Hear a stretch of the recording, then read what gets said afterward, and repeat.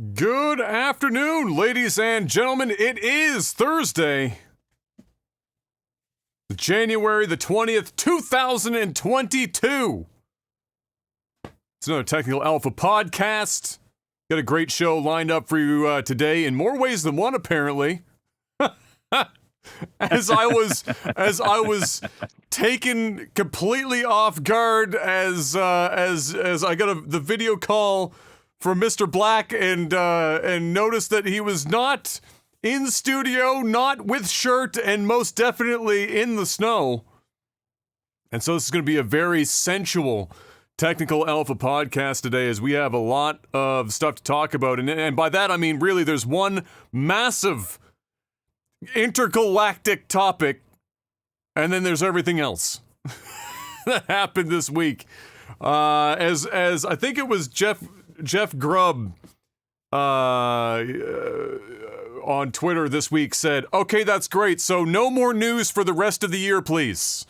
Because as a journalist, a couple of days ago, it was basically the whole world was on fire. And everyone said, all right, we can stop now. It's only January, but if we could just get no more news for the rest of the year, we are good. But yes, it's another Technical Alpha podcast. I'm just getting the chat up. Okay, Jeff's got the chat going. Do you got the list? I sent you the list this week. I remember to do that much. Yeah, I'm booting that up right now. Okay, all right. You hear me okay? Yeah, we're okay. I'm just All thankful right. we don't hear the water. That was like my first problem. Was like, oh, please tell me we're not going to hear the water. Please You don't tell hear me. the water? No, Okay. thankfully, which is good. That's good. That's good. That's good. That's Otherwise, a lot of people would be driving to work needing to piss the whole way. So that was a positive. But yeah, ladies and gentlemen, let's before we hop in, of course, have to ask the most important question of the week. Mr. Black, how was your week? You know, it's been another week, Adam. Same old same. Went down to go and check on my piano status today. We're still quite a ways away, so I opted to pick up a little piano today, like a digital kind of keyboard, whatever. So I picked that up, and I guess I'll start playing here soon. But outside of that, I'm Nothing chilling, crazy? man. I'm chilling. I'm vibing out. I'm in the hot tub, you know? You're gonna be a wrinkled ass mess by the time you're up into that hot tub. Yeah. But that's okay. It's comfortable and a All good right. temperature today. It's cold, but it's not like It's not freezing. 87 degrees below zero. So that's Exactly. it's a nice, comfortable, happy medium. Yep. My week was. Bet you can't guess what I did this week. Was at the house. Renovations.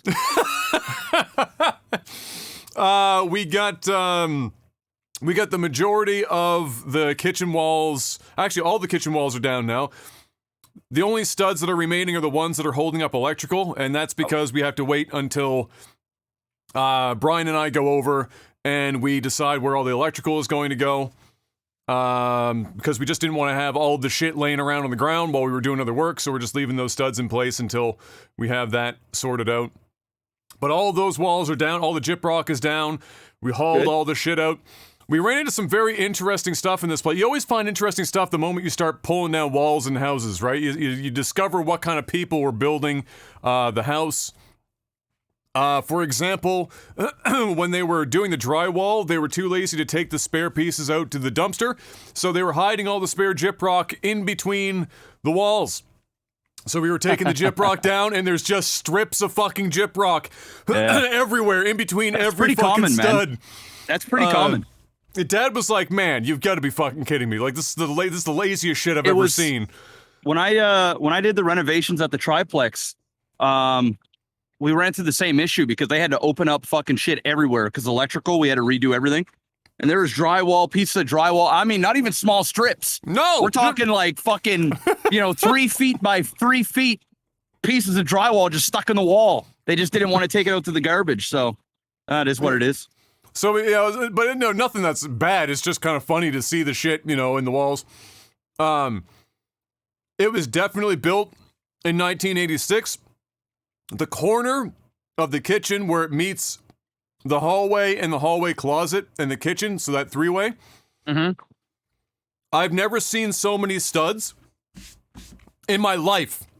Dad and I, we opened it up, and we had to redo the kitchen. We had to redo the kitchen cabinets because we lost 5 inches because there were so many fucking studs in this corner. We took the drywall down, and I'm like, in one little corner, there were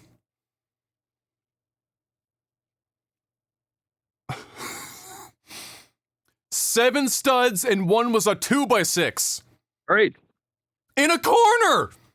Overkill. And when they had the nail gun, which in 1986 was like probably one of the first fucking real true nail guns back then, you know, they went nail happy. This was not holding anything up.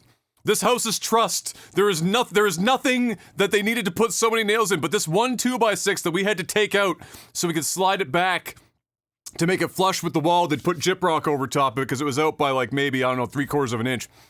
So we had to like pry it off, and we had the sawzall cutting the nails off because they put like 14 3.5-inch nails. Damn. Into a single 2x6 that's holding up nothing. The plate, the top plate, that these things are like in between, are attached to nothing. You poke with your finger, the whole top plate just moves back and forth. So they just really wanted that corner to not go anywhere. So they went fucking ham with all the nails forever. Didn't give a shit about how much wood or nails they used. It's in there. So we got through all of that. It was a lot more work than we expected because they were so aggressive with fucking nails and wood.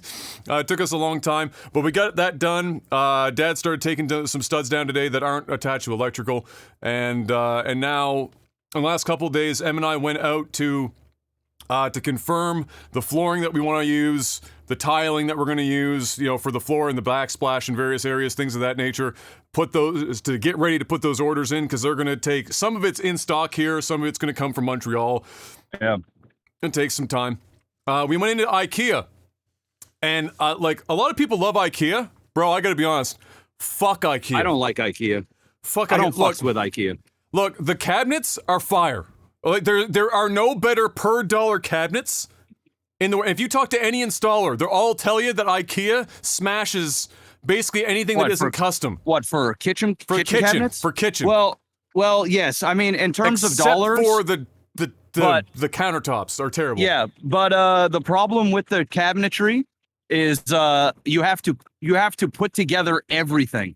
Like every little tiny fucking thing, which takes a lot of time. So what I did for the triplex in all 3 kitchens, we went to Kent and they got pre-built kitchens, cabinets. So you pay a little bit more, probably about a 15% more for the cabinet, but it's done. They're painted. They're already built. You can buy them in 16-inch, 18-inch, 24-inch, 36-inch, get the sink, and it's like a fucking puzzle. You just put them together, throw them onto the wall, level it up, bada boom, bada bing. So the reason why we didn't go that route was 2 things. 1, cost. It was like an extra, like you said, it's about 15%. 2, most of what they had available, there wasn't a lot of variability in what you got once you put cabinets in. So, like, is it a drawer? Is it shelving? Is it a combination of drawers and shelving? And things of that nature. And our kitchen's not that big, and so we're trying to irk out as much storage as you can, because we have nowhere to put shit. So IKEA is the king, as bad as it is to have to assemble it. Dad and I will be doing that anyway. It's the king of, you can really maximize the shit out of your space. The problem we ran into was that everything is so fucking back-ordered because of supply issues that we can get the vast majority of the material by mid-February, which is fine because we can't install until mid-February anyway. But some stuff like cabinet fronts, the door fronts in a couple of the various sizes, some of them in blue, which we were trying to do two-tone, blue bottom, white top. Like 1 or 2 of them were like October.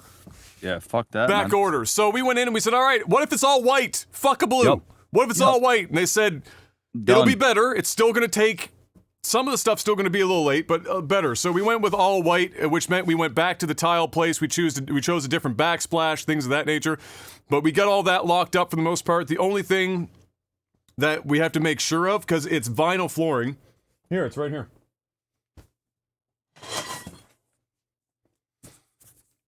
is this right here. So Yeah. the only thing about this is, and this is really nice stuff. It's $5 a square foot. The only thing about this, Damn, you went all out. the only thing about this is that because it's so thin, your subfloor has to be damn near perfect. Otherwise, when you start installing it, you have there's a habit of breaking the tongue. Oh yeah, and that's bad time. He said once it's in, this shit's basically indestructible. After a nuclear holocaust, there will be cockroaches in your vinyl floor. Those are the two things that will be still on the planet. But he said the bitch it has to be really good. Now, thankfully, our house was built in 86, so the subfloor that they were using is just shy of fucking cabinet grade, because wood didn't cost anything in 1986. However, we still might have to use like floor leveler and stuff like that to get it shored up. And my Uncle John's gonna come over because he does commercial flooring and residential flooring for a living. He'll come over, take a peek, let us know. Otherwise, we're off to the races in that regard. Things are going smooth, and my bank account's looking sour. Good stuff. Time to talk about some news, Mr. Black. Oh, by the way, if you guys are watching this, yes, or if you're listening, I'm in my hot tub right now, so head on over to the YouTube if you want to see the setting. We're here in my backyard, where it is snowing. I got the hot tub all hooked up. I am using wired stuff because the wireless, it's cold, and like everything wireless just dies. So I have to use everything that's like plugged in, or I'll never make it to the end of the podcast. Plus, everything's pretty long, so I can kind of move around a little bit. Using my Wave Elgato products. They don't sponsor it anymore, but hey, it just goes to show the stuff works. So we out here chilling. I turned down the temperature of the hot tub a little bit. It's 99 degrees. So it's not like super piping hot, so I can sit in it for a little while. Missed opportunity for 98 degrees. I know. And it's snowing. We could have made endless 98 degree references, and by that I mean they had one song. And we could have referenced that one song for the entire podcast. And you know what? The title of this podcast might still be 98 degrees. There you go. I'm going to write that down Fuck just in case. Or the hot tub time machine or something. I don't know. Figure it out. But yeah, ladies and gentlemen, let's talk about some news. Let's get the, this is how I have this written in my notes, by the way. I can't see the notes. I have too much on one monitor, so you're just going to have to. I got you. Hold on. Oh, I'm holding. This is my notes. I'm going to read the copy I put in my notes for this. News that we can get Jeff to say who gives a fuck, because really nobody should. Ninja and his manager wife Jessica Belvins proceeded to make themselves look silly this week after threatening defamation lawsuits against Pokimane following the strangest drama I've ever seen in a hot minute. Did you see this on your timeline? I'm sure you did. I did, yes. So if you don't know how this all went out, the very short version of it, because it was so convoluted, it was fucking ridiculous. Another streamer by the name of Gideon, I don't know how that name's pronounced. I'm going to assume it's Gideon. Who's another streamer? Sounds like a Pokemon. I was going to say, it's like Jolteon, go! Went a bit too far after a rant. I saw this rant. He went in. Okay. He went deep. Talking about how Pokey, I don't know if it was this one that got him banned, but he was talking about how Pokey was like, not, the classic, she's not gonna bang you, bro, kind of thing. And then maybe get a little too detailed in the reasons as to why that's not going to happen. Got a little spicy. Spicier, maybe even, so we get spicy around here, but I mean, he went, well, to use another metaphor that's spicy, he went balls deep. On that metaphor. And his little rant. Subsequently, he also was, I think, if I'm not mistaken, got into like not necessarily brigading, but he was kind of egging his viewers on to like there was a little bit of harassment going on with Pokimane via his viewership. Apparently, this resulted in Gideon eventually getting a 14-day ban on Twitch, which then quickly got converted into "fuck you" permaban. So gone. Ninja ends up hearing about this, and on live stream, Ninja says, bro, I'ma hit you up. There's clips of this shit, too. It's because on his live stream. Said, I'ma hit up my partner manager and see what can be done type shit. Says that on live stream.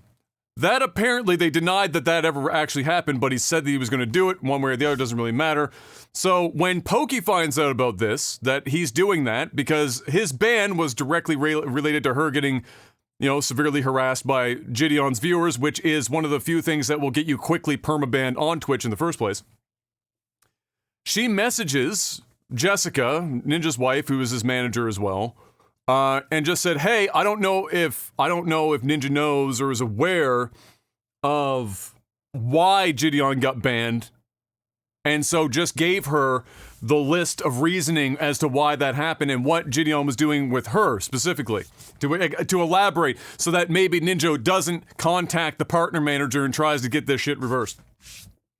And then from there, it just kind of was just a giant clusterfuck of snowballing bullshit where all the responses from Ninja and his wife were hella fucking aggressive. Ninja was sending messages you're making a big mistake, and Jessica was started mentioning defamation lawsuits and shit, and because of a number of things that transpired, mostly of which was just them leaking each other's DMs of them back and forth. Which is weird, Ninja doing it on stream and Pokey doing it on Twitter and all this shit. The classic here's the receipts type deal. All this just precipitated to end up in them, claiming that they were going to possibly go after her for defamation. But here's the problem: is that if there's one thing that Ninja is really good at, other than making money, is not knowing what the fuck he's talking about a lot of the fucking time, especially when it comes to this shit. And his wife has apparently, who is managing him, also doesn't know very much about anything. Because, at least when it comes to law, because to try and get defamation on anyone that's a public figure is a fucking, that is the law Olympics right there. That is the pinnacle of law. If you can manage to pin down a public figure, especially if it's public figure to public figure, basically just saying anything to one another, you have to prove so much that it never happens. When's the last time you heard about any public figure actually winning or even bothering to file a defamation lawsuit? If you can even come up with one, I'll be impressed. If you can come up with one that was successful, I'll be doubly impressed. It never fucking happens. Ever. And in this instance, Pokimane never said anything false. She just basically said what happened. She was literally just recanting what had transpired. There was she wasn't fabricating shit. She wasn't defamation could be I could go out in public and start telling everyone that Jeff was a flaming homosexual. And maybe he's in a job at the time. You, the hot tub streamer, a flaming homosexual. I mean, look at that tribal tattoo, Mr. Black. Did you see his time where he wore too much, fucking Ed Hardy? I mean, come on. You're something else. So so it'd be like that, and let's say that was actually intentional, knowing it's not true, and Jeff could prove that it damaged his image publicly and therefore usually caused him to lose out on his job or some other thing. That you have to go through a million hoops. And if you're a public figure, it's even harder to fucking make it happen. So anyway, it's a bunch of bullshit. It polluted my timeline for at least 24 hours, and now here I am mentioning it. But I just mentioned it because there's something about Ninja. Ninja is at the peak. He's at the top. Why this dude keeps sticking his neck out about the dumbest shit that he shouldn't even care about is beyond me. Why Ninja doesn't have and this is no further offense, because I'm sure I've already offended them to begin with by saying that they don't know much about law, but no further offense to his wife, but they obviously should probably get, and this isn't just unique to them, but lots of top streamers, somebody that's in between them and whatever they fucking post on social media. There's a reason why you'll see actors, actresses, even some business heads, where they're not directly going, mouth to Twitter or Instagram or TikTok or whatever. There's a reason for that, and this would be one of those reasons. Maybe don't do that shit, because you're just going to end up causing yourself more trouble than good. So I said all of that just so that we can hear Jeff say, I don't give a fuck. There it is. I really don't. I actually and think nobody it's, should. yeah, I think it's all cringy as fuck, man. It is And super cringe. I don't give a fuck about Pokimane's career, Jadon's career, Ninja's career. I don't give a fuck about any of them. With all due respect, I'm not wishing anybody to be harassed or anybody to fail or anybody to be banned. But this like is stupid. This is like some high school shit that I don't give a fuck about. It's a bunch of rich fucking streamers Yelling at each other via streams and online shit and having like, what the fuck? It's just like, dude, like, get over yourselves, man. Like it's can you do? I don't care. Yeah. I mean, sure. I don't know enough about it to like really give you an honest opinion. I do know one thing: nobody should be harassed. So that's really like of all of this shit. That's the only thing I can say is like, dude, if you're gonna publicly harass somebody and get your community after them, you deserve to get banned. So I mean, that's kind of it, really. Yeah. And I mean, if you're Ninja, like, you should probably just mind your own business. Yeah, that's what I'm saying. Like, Why does he keep sticking know. his head out for stupid shit? Stay in your lane and make your millions, bro. Well, he's already made his millions now, so it's like you know, I think he's just more. I don't know. Some people like to hear themselves talk, man. It's true. I don't know. I mean, I don't know. You know, I like Ninja. I you know, I like what he's done for gaming. You know, but yeah, I don't know anything about his wife, so I don't know. I don't care about any of it. I really don't. It's cringy as fuck. You know what else is cringe, but also kind of like karmic? Logan Paul holds a $3.5 million L, Mr. Black. That's a big L. That's an expensive L. As he discovers the Pokemon card boxes he bought are in fact fake. Ouch. They were filled with some other cards. I can't remember what it was. G.I. Joe. Oh, that's what it was. G.I. Joe. Yeah. 3.5 schmil. Now, not that really puts much of a dent in his pocket, but all the same, that's some shit. I mean, yeah, that sucks.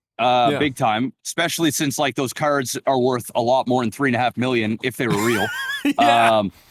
But for him, it's like $3.5 million to have a bunch of headlines, publicity. You know, he'll make at least $1 million back just in ad revenue. You know, write it off as a loss. I mean, at the end of the day, the dude's going to come out on top, right? $3.5 million to him is like me losing, you know, $350. You know what I'm saying? Like, yeah, it isn't. Nothing. It's nothing. Like, you know, it's like, oh shit, fuck. But you know what it does? You know what the worst part of it is that it really takes away from the credibility of the platform he bought it from, obviously. And the fact that nobody apparently in this whole process of like the auctioning or whatever happened to get that, everyone's just like, yeah, that's unfortunate. Like nobody's trying to like be. No. From what I heard is he actually got the money back. Really? I didn't hear that. From the authenticator. So there's a person who authenticated it, and he basically made good on it, gave him all the money back, and that authenticator paid 2.7, I think, for it or something like that. I could be wrong about that number, high twos. And so he's in the red for it. Logan got his money back because I was listening to his podcast. He's really doing well. So he's really doing well. Oh, this is great news for him. Yeah.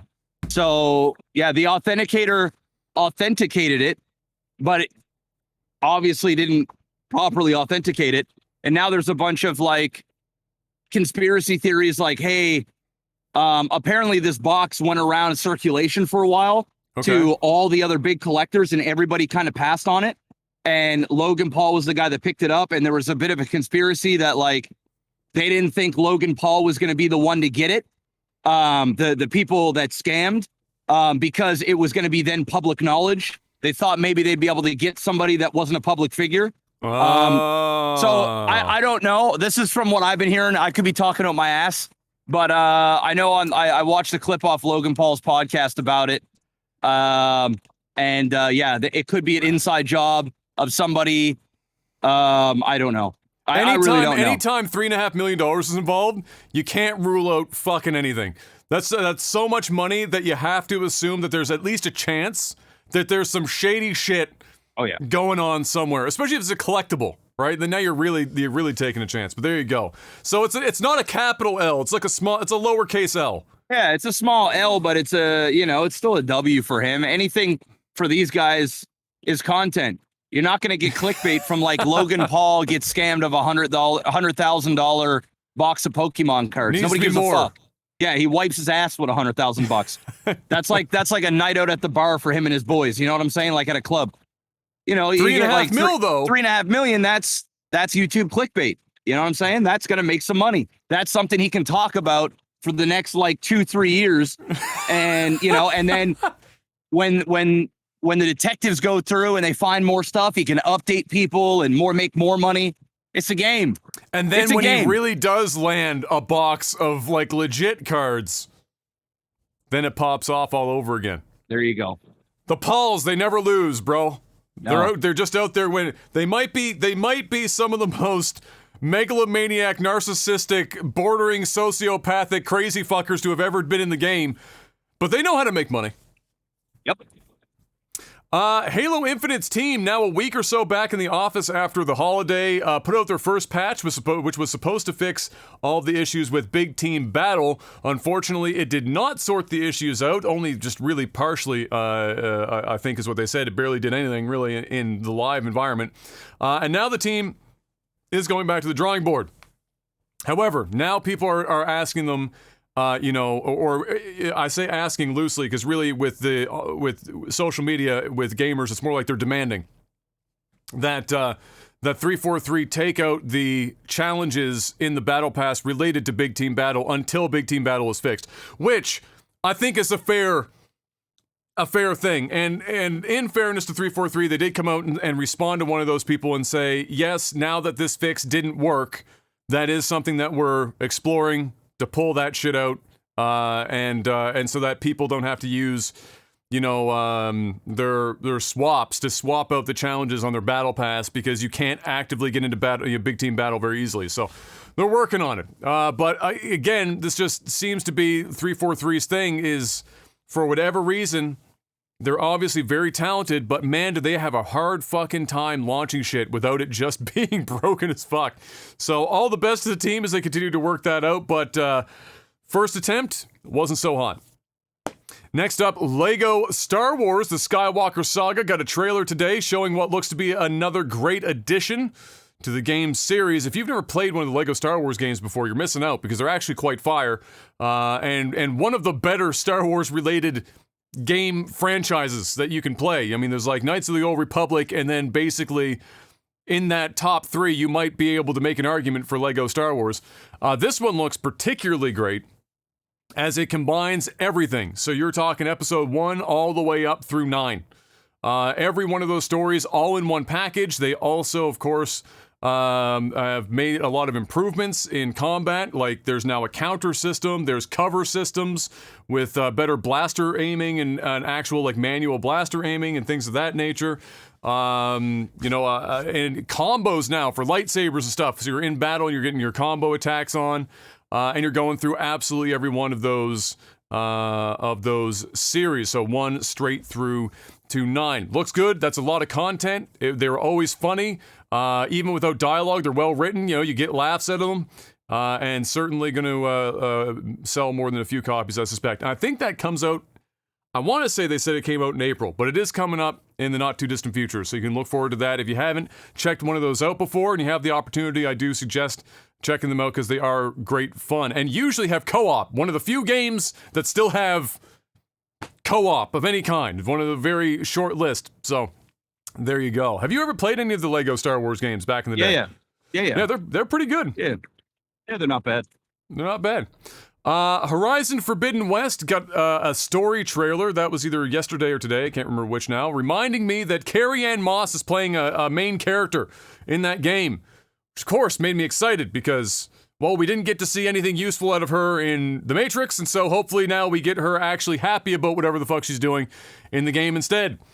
It still looks like an incredibly good game. I'm interested in, what does Guerrilla Games produce when they no longer are tethered to PlayStation 4? Because right now, this game has to run on the PS4 as well as the PS5, and it still looks as good as it does. So how good do their games look in the future when they are not tethered by the PS4? I'm going to take a wild guess and say pretty fucking awesome.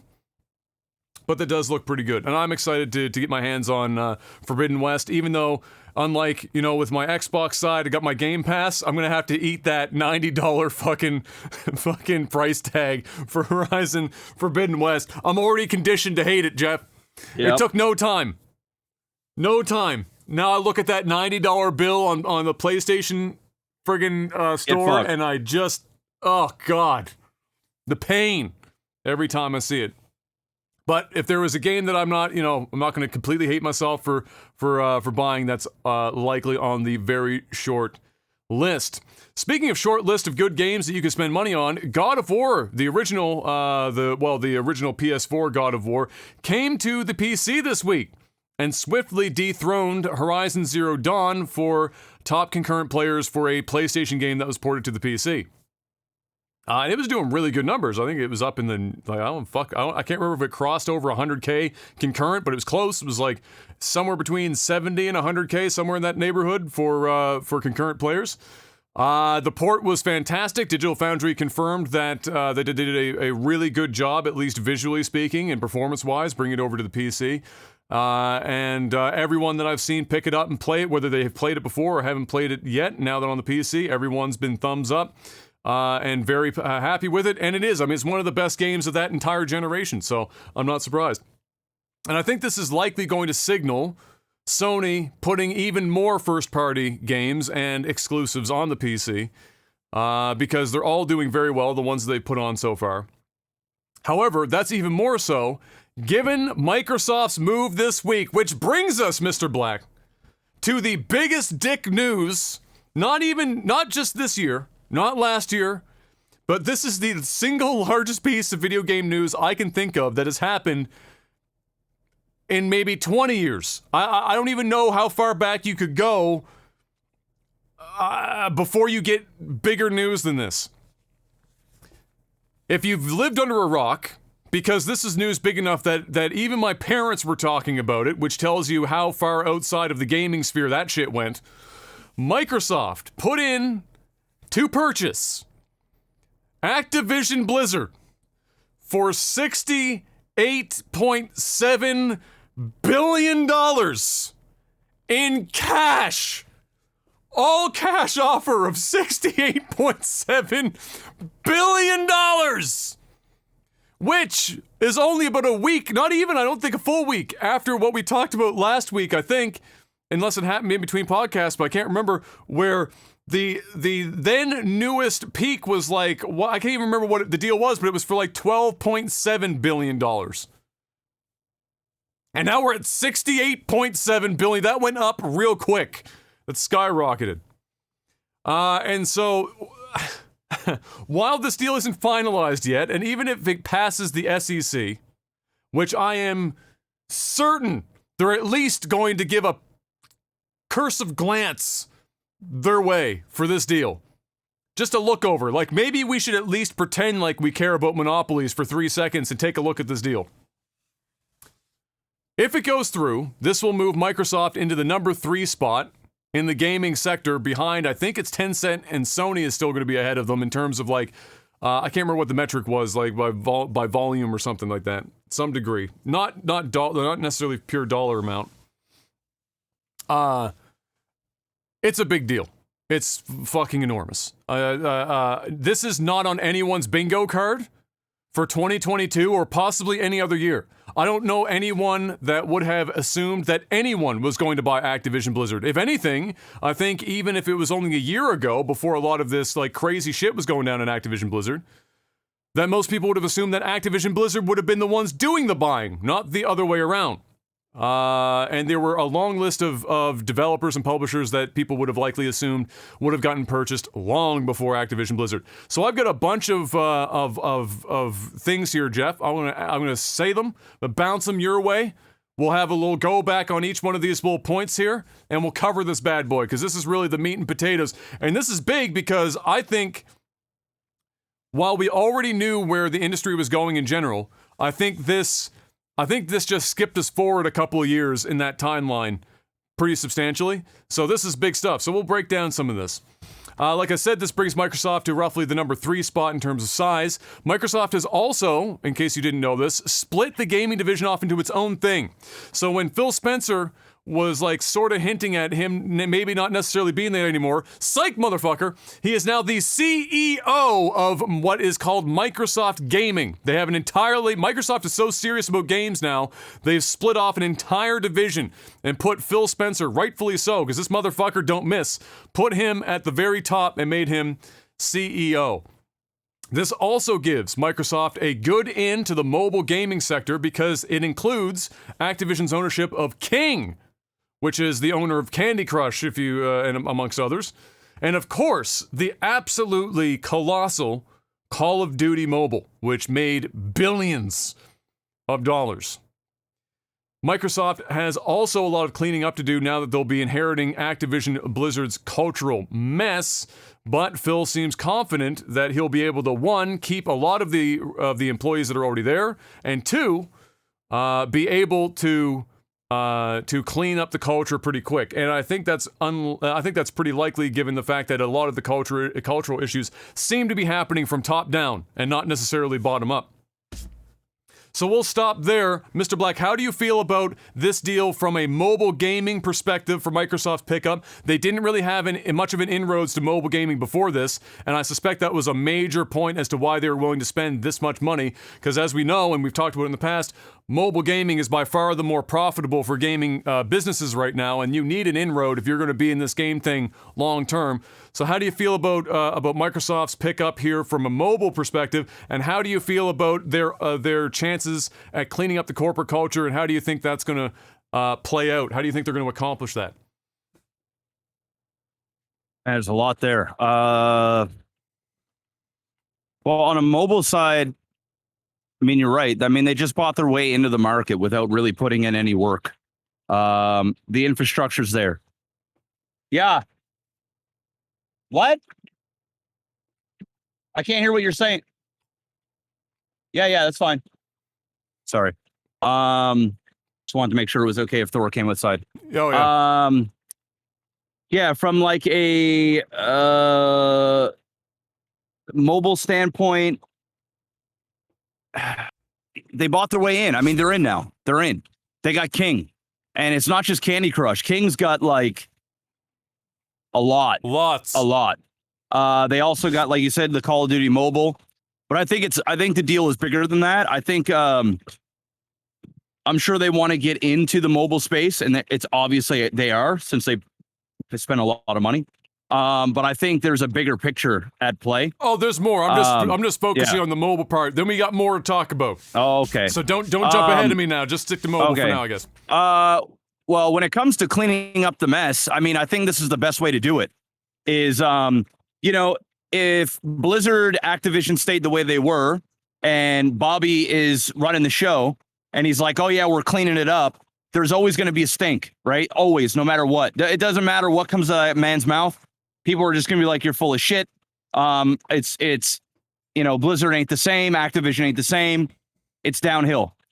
You get somebody like Spence, who people like. They're going to be much more forgiving. He's got a better track record on getting shit done, being a man of his word. His career isn't perfect either, but at the same time, it's no Bobby. And I think they got like a get out of jail free card by Microsoft buying them out, because Blizzard, Activision, specifically the Blizzard side of things, it's dire times. The fans are upset with Blizzard. They're conflicted. They want to like their games, but they feel like they're forced to not like them now because of all the shit that's been going on. Let's be real. Their games have gone downhill over the last 4 or 5 years, significantly so. And this will give the fans, I think, some hope that games can come back to normal form. And under new management, I think fans are going to be more forgiving. They're just going to be like, yeah, okay, clean it up. And once people start getting fired and removed or resign, people are going to start feeling even better about it. Blizzard is gone. Activision Blizzard now is gone. Now it's Microsoft Gaming, and they just bought out them. It's like a reboot, right? It's with all the stuff that you love, but now they got to follow through and get it done. You know, if they fuck this up, well, I mean, it's going to be a $70 billion mistake, right? Like, but I just don't see how they fuck this up.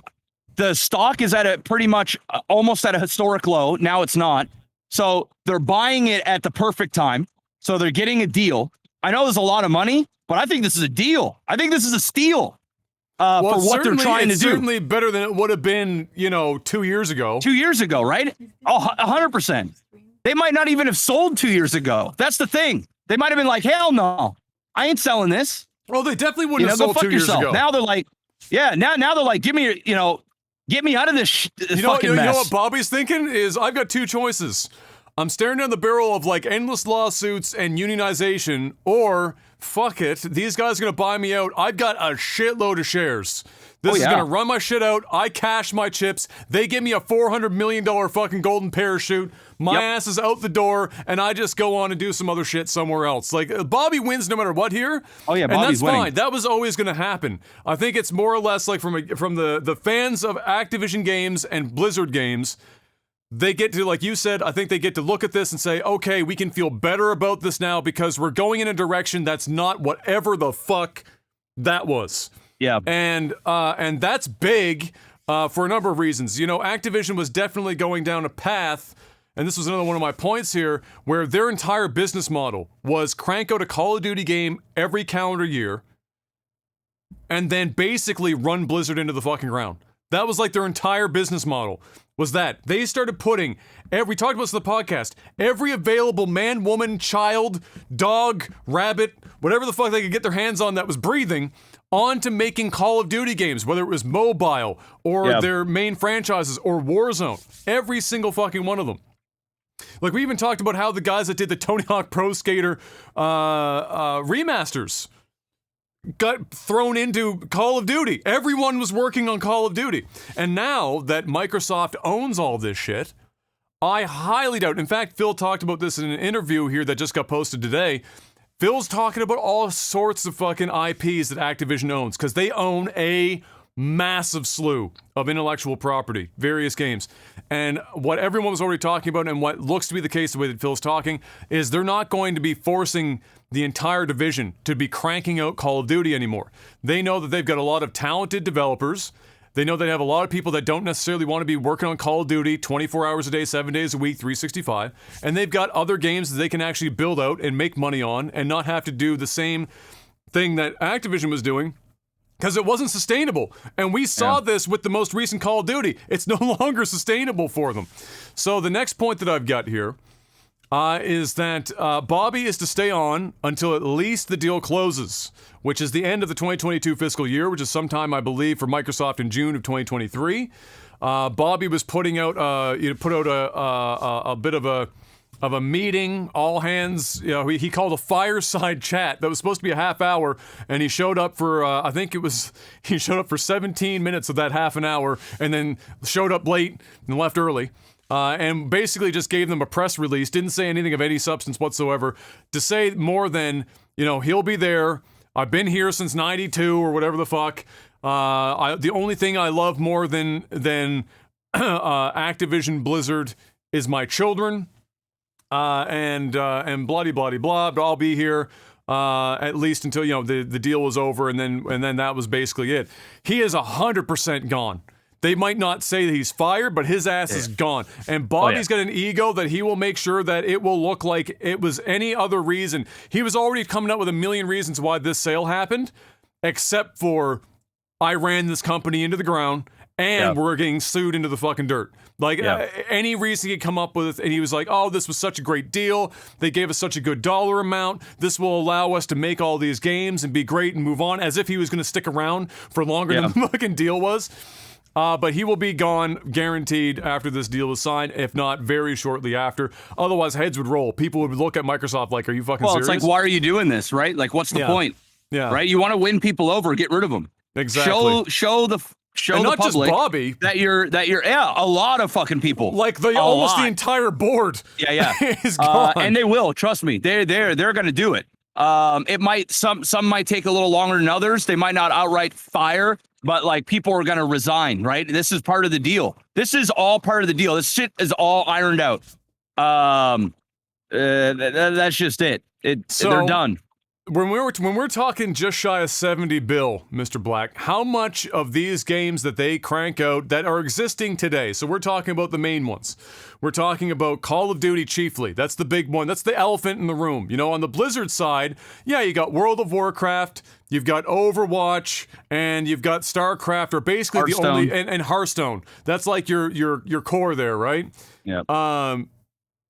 How do you see Diablo. the exclusivity of these titles going if we're talking $70 billion?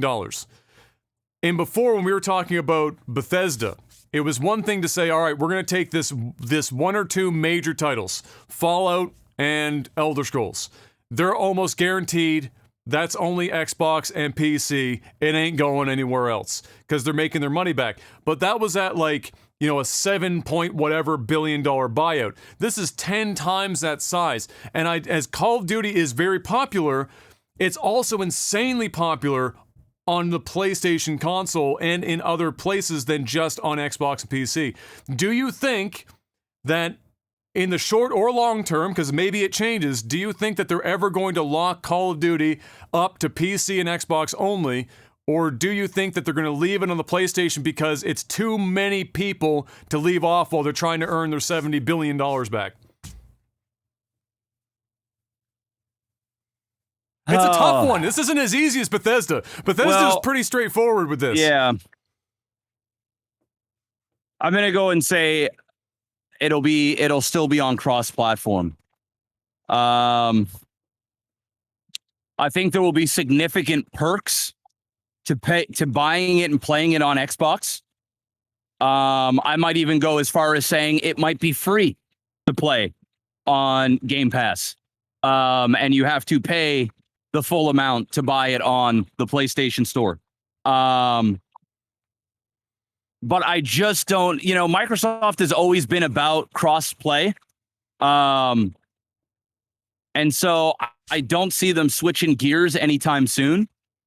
But I do believe there will be some titles that will go exclusive on Game Pass, 100%.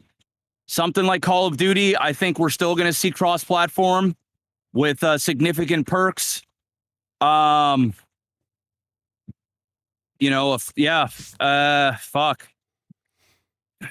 Man, it's tough. Like, I'm almost speechless because it is so big. It's so this vast, bro. Yeah. Yeah. It's going to be like a game-by-game basis, right? Yeah. They're going to have to sit down and say, what are we going to get? How many? Because ultimately, this isn't about how many units they sell. It's ultimately about Game Pass, right? People have to stop thinking about, why would you spend $70 billion on something?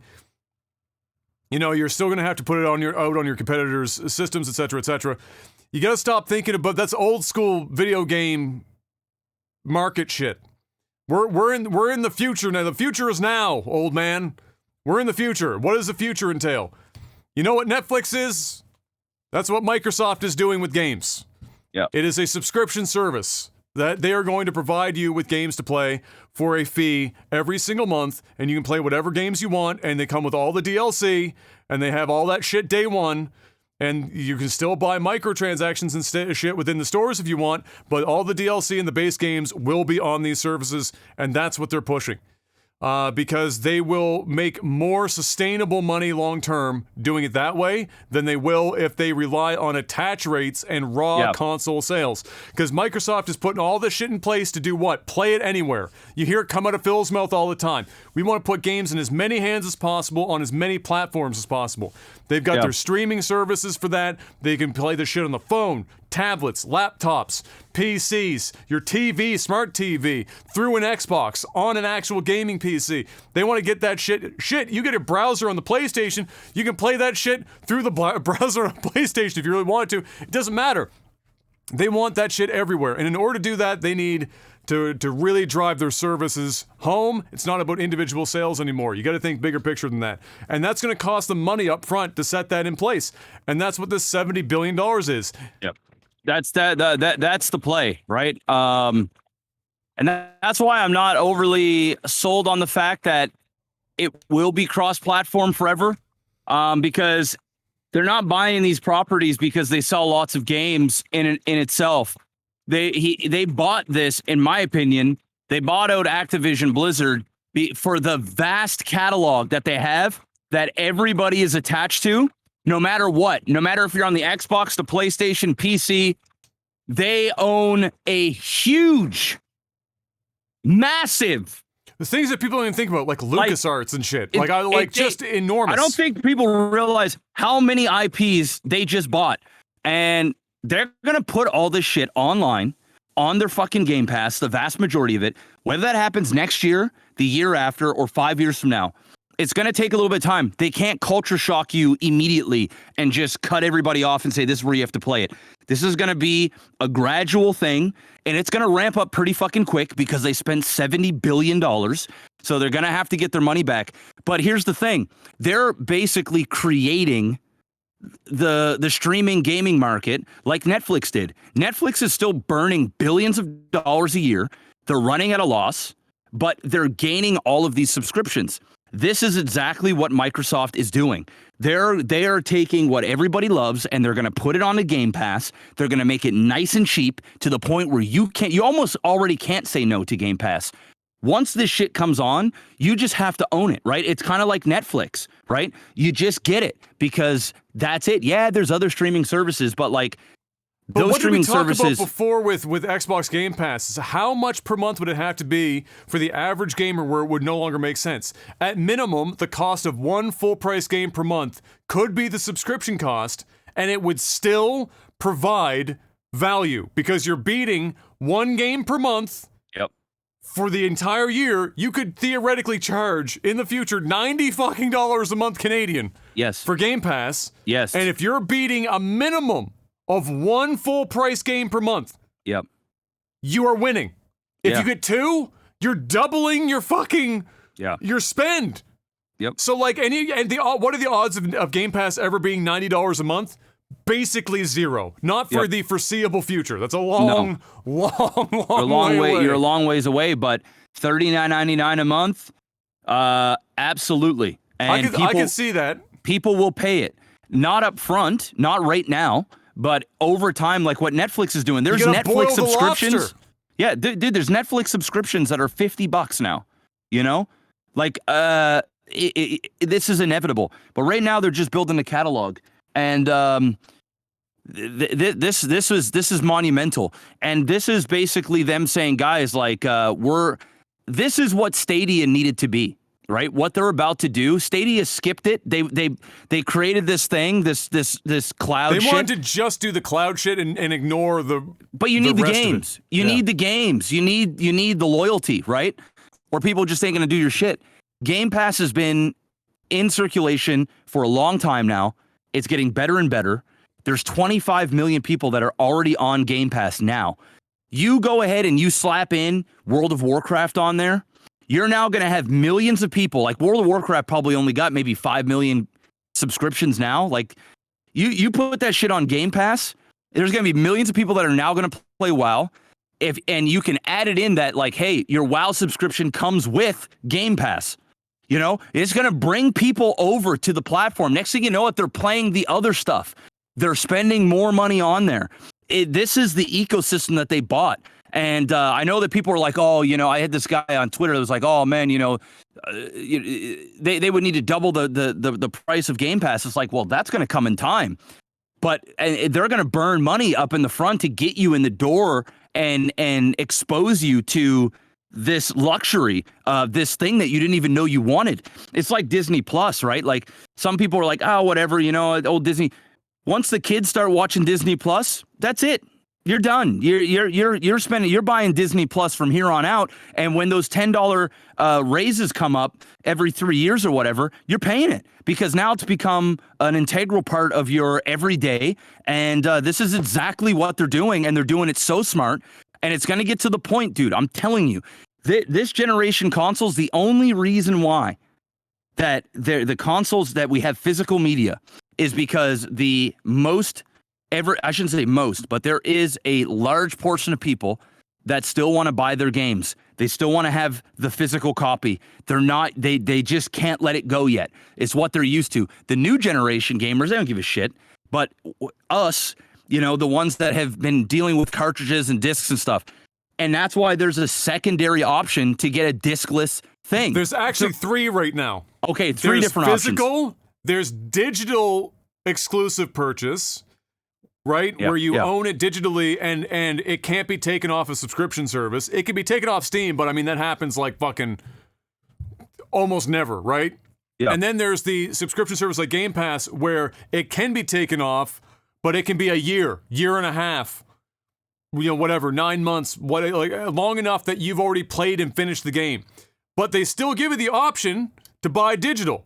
So if you have all your shit and you want to buy digital later because it's going off the pass, it's there. So there's three options now. Yeah. So like the reason why in their eyes, I bet, they would have preferred to just not make consoles. Period. I mean, listen. I can see this in another 10 years, maybe less, 7. Where there is what's going to happen, Adam, is everything is going to be on the cloud. Everything is going to be through your Game Pass. And all you need to do is take your fucking controller. You're going to sell a controller. And you're going to take your controller to your buddy's house, to a trip, wherever. And you're just going to log in. And you're going to play whatever the fuck you want to play on whatever monitor you want to play on. And you're going to log in like Netflix. You're going to log in and you're going to play your shit. And this is inevitable. This is inevitable. This is going to happen 100%. And this purchase, they're not doing this purchase for 1 or 2 games. They're doing this to have a massive catalog. This is what Netflix did. This is what Disney's done. This is what Amazon is doing, paying $200 billion to get a fucking to get like a Lord of the Rings show made or whatever, or even more than that. I think it's $500 million to make 8 episodes. They're not doing this because they're going to profit. They're doing this for content, to get people on the fucking platform and create a habit. This is long term. And what Microsoft is doing today is not going to reflect what's going to happen in 6 months or a year. This is the foundation blocks of what's to come in the next decade, 2 decades from now. This is so big. And Sony right now is going, oh my fuck. We are fucked right now. Sony, I actually have no idea what Sony's going to do. Microsoft is getting so big right now that it could literally come to a point. This is going to sound insane. But this could get to the point where Sony could just become a games maker. And they're going to be putting it on platforms like Microsoft Gaming to put their shit on there. Like this is how big it is. Nintendo's always going to do what Nintendo does. They're in their own thing, and I think Nintendo's always going to go the console route because that's their niche. But they can stay profitable because they've got their games are unique to themselves. So exactly. It doesn't matter for them. I have no idea how Sony is going to Sony destroyed Microsoft on the last generation, and they're outselling Microsoft now. But now this is the game changer. This is the $70 billion fuck you. And guess what, guys? Microsoft could buy Sony. I mean, it'll never happen because of monopolies and everything else. But they're so big that Sony is dog shit to them. Microsoft has so much money that they could do this acquisition again, and they could buy out whatever the fuck they want. I have no idea where Sony's going to go from here, but Game Pass has just turned into this massive thing. I think it's going to get to the point where you're just going to log in, play what you want. Shit's going to come out. Very, very few games are going to be allowed to go on other platforms, and they're going to want you on Game Pass and taking your money. And that's going to take a little while to do, but guys, get used to it. It's coming. It's coming. Game Pass is announced basically the same day that this got announced that they are at 25 million subscribers currently. Where do you think by the end of 2023, so this deal goes through midway 2023, you're going to start to see shit pop up on Game Pass and whatnot. Mid 2023, so end of 2023, what do you think that number is going to be? Almost double. I think we're talking 40 Almost schmil. double. Yeah. 35, 40 million. 35, 40 million. Just off this one acquisition. It depends on what games they decide to put out up front. The moment Call of Duty is on there, the moment something World of Warcraft goes on there, just imagine if they get like World of Warcraft on the consoles, and there is so much shit that can be done now that they own this. This is going to change the game. I mean, you said that in terms of news, I actually can't think of something bigger that's happened in gaming since like I don't know, like 3D consoles. Like, you know what I mean? The only thing I can think of maybe that and it wasn't news like this is news per se, but the only thing I can think of that would be as big as terms of like tectonic shifts in the industry would be the day that Sony and Nintendo parted ways, and Nintendo said, we don't want to go that route, we want to go cartridges, and we got the N64, or sorry, not the N64, the N64 and the PlayStation 1. Yeah. And there was a fork where we got the PlayStation now with Nintendo consoles, and we get put on this 2-console arc that eventually Sega then went away in 99, 2000, and then we got the Xbox in 2001, and we're on this 3. That's the only thing that I can think of in modern gaming, so not the stuff back in the 80s where the market almost collapsed, and then the Nintendo Entertainment System basically resurrected that shit. Like, there's that. Then it was the split off of Nintendo and Sony, and then Xbox shows up, and now this. Yeah. Coincidentally, both Microsoft things. But Microsoft was in gaming before, but Microsoft wasn't $70 billion in cash in like gaming. Microsoft wasn't, here's your own division into gaming. Now we've got Microsoft Gaming led by Phil, I don't fucking miss Spencer. Because you know what happened, Jeff? They had the last schmuck almost completely bankrupt. Have you watched the documentary that Xbox put up on YouTube yet? That went across Xbox's the division, their entire birth and all the way up until the launch of the Series X. They aired out all their dirty laundry. They talked about how close they were to bankruptcy. They talked about all the struggles and shit that they went, all the mistakes that they made. And they really focused heavily at one point on how much of a mistake it was running with the Kinect and all of that, and the NFL fucking bullshit and all that other nonsense where it wasn't about gaming and how much of a failure that was. Phil Spencer came in, saved that shit, got it to where they are now, where they're competing again, and got enough clout that he went to the CEO of Microsoft. What's his name? Satya? I can't remember.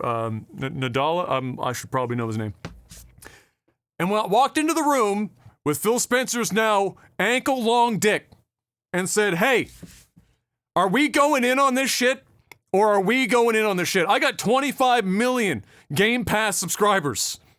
We've been doing big things and big numbers out here, and this is the future. Are we going all in, or are we going all in? And he looked at Phil and he said, Phil, I respect your candor and also the size of your cock. Yes, here's $70 billion. Go buy the largest publisher on earth. And he said, all right, I'll be right back. And then he did it. He did it. He bought that shit. And here we are. And now here we are. So clearly, Sony doesn't have this kind of money to buy this shit. Even if they were borrowing capital, they're never going to get anywhere near that. With that being said, they obviously also have to start buying more shit up to be able to lock in games and intellectual property to carry them forward against this now absolutely monstrous Microsoft gaming division. With that being said, what do you think might be the companies, the publishers and developers that they're going after? Or do you think that they're just going to target individual IPs instead of buying up the entire company to accomplish this goal? Are we going to see them buy out Square Enix? Capcom maybe? Focus more on Japanese companies? Do they go over and say, hey, Ubisoft, would you like to join us? Where do you think they're going to try and go? I think where they're going right now is they're going to see a therapist, and they're trying to figure out what the fuck just happened. They're shitting themselves right now, and I'm just going to go out and say it. I don't think there's a single company that they can buy that is going to match Well, not ensued. match, but they have to respond, right? Like They that's have kind to of respond. I mean, the closest thing, I don't know. Like maybe they buy Sega, and take all of Sega's IPs. They could afford Sega. They could afford Sega, and like there's been rumors that Sega's kind of like whatever. I don't know. And it also depends on if they're going to try and compete with the online marketplace where they're trying to do their subscription-based thing. They said that they're doing something. We don't know what that is yet. Well, now they're going to I don't know, man. Is the code name now we're fucked? What's the code name for that situation? Yeah, here's the thing. Here's the problem, right? Is they come out with this now, and unless they go and literally take all of their great, and let's not get it twisted here. Sony's got a lot of. I'm gonna go. They're not say dead. It. They're not dead. No. Sony has got a lot of great IPs, and they're bigger and better than the ones that Xbox had. Now they're in some trouble. Now they're in some trouble. Now they're going, okay, that was monumental. Like they didn't. This is like if Sony lost. Their big titles, like if they lost their God of Wars and their fucking, they just Microsoft came down and just bought everything that they bought a company, a publisher that I think every single gamer that is listening to this podcast right now has played at least one of their games and or currently does. You know what I'm saying? And I'm not talking about like once a year. Or once every 4 years when a new title comes out. We're talking times a week. Daily. Yeah. Like a go-to game. Go-to. This is bad. And if Sony comes out with their version of Game Pass, it's already going to look infinitely inferior to what Microsoft has, and you can't expect Sony to then put every one of their major IPs on that right away. How are they going to make money? Not they're just in a bad spot, and I don't know how they're gonna do it. And guys, I'm not a Microsoft fanboy. I never even played the Xbox One. I own it, but I've never played it. I haven't played their newest version. I own a PS5. I don't own a Series X or S. I do too. I own a PS5, and you know what I use it for? Netflix. And streaming, on different apps, Plex and different things. That's what I use it for. I don't own a PS5 game, but I am a Sony. I'd be like what they consider more of a Sony fanboy. Now I'm being converted. I'm not going to go and buy an Xbox, but I'm sure as shit going to get Game Pass. I'm playing on my PC. This game over. Like if something is now available on Game Pass. Why would I buy it on the PlayStation 5? I'm going to just play it on the Game Pass. And if Microsoft really wanted to go fucking balls deep on Sony's asshole from all this pent-up frustration and poundings that they took over the last 7-8 years, then they can go, you know what? Fuck you guys. None of our games are going on your fucking platform. None. You want to play these games? Come buy the Xbox or get a Game Pass and play it on your PC where it's better. Guys, we want it to be a PC. We want it to go on PC anyway. Fuck this console shit. We don't even really like consoles. We're making consoles to appease you because we have to. Because, we're competing against Sony. Now we're in our own little league here. Join Game Pass. Spend $20, $30 a month and get every fucking game you could want. And the games that you already play. And do it where you want to do it. I mean, this is... I don't know. They spent $70 billion to do it. They spent $70 billion. They didn't spend $70 billion to just buy these. They did this to create a new sector. They did this to be the gods of the next generation of how we consume games. And they just bought themselves at the top. And we got to ask ourselves here, how in the fuck is Sony going to dig themselves out of this hole? Because it's only going to start going downhill from here. This is bad. This is really bad. Investors did overreact a little bit. Sony's market cap went down $20 billion yesterday. That was maybe a little bit of an overreaction, but that just means somebody's going to buy the dip and make a shitload of money the following day. Sony does have to do something to respond, if only for their investors. They have to show that they're not going to just take this on the chin and walk away. They have to do something, and they have to give them a roadmap of what they're going to do to compete long term. Because now everyone knows. Microsoft's been walking around telling the world now for like 2 years what their long-term goal is. Phil Spencer's been preaching the word for 2 years. Everyone knows, investors or not. This is not hidden in internal communications or anything like that, or investors meetings or shareholder meetings. This is public knowledge constantly preached for 2 years now. We don't really know what the fuck Sony's ideas are. Up to this point, Sony's like the Arby's of the gaming world. It's like the Arby's, we got the meats. Sony's like, we got the games. And that was basically it. Yeah, that was it. That was their argument. We got games. And that continues to be it, which is great. Sure. But it's not gonna, that's like a thing that's gonna solidify you for about another 6 to 10 years. Yep. After that 6 to 10 years, if you don't have something that's already been in the works to get you to the next junction in the industry at that 10-year mark, you're getting left behind. That's it. Welcome to the Sega Dreamcast. Yeah, you're going to have games, but those games are going to be played on Microsoft. That's where it's going to go. Here's a great example. I could go on and play any version of Skyrim that I want on Game Pass. Everything is available to me. No issues at all. I went to go and find something that Em could play after she's done Breath of the Wild. We got the PS5 because she plays, Genshin, Breath of the Wild on the Switch and whatnot. She likes that kind of game, action adventure. I went to go find, and I bought it even on sale.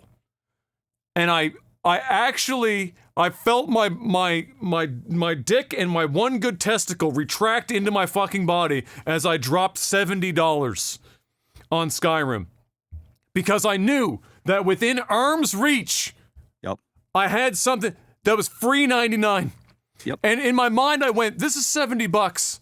If I just multiplied that a couple of times, I could just buy a Series X and put it here and share my Game Pass that I use on my PC there, and she can play whatever game she wants for $14.99 in tax a month. Yes. And that's what I'm saying. Like, people were saying in chat a while ago, like, there's no way that Game Pass is worth more than $20 a month. Like, the average spend of a gamer per month is so much fucking higher than $20. And when they look at, and like Jeff said, when they look at, if they have a PlayStation and an Xbox or a PlayStation and a PC, and they see the same game on both, and one is included in Game Pass, and the other is not. That's it. The majority of people, whether you're part of that group or not, doesn't matter. The majority are going to go for the thing where they don't have to spend, because not only are you going to get the day one shit, you're going to get the DLC. You're getting all of it. You're getting everything. Yep, you're getting every last bit of it.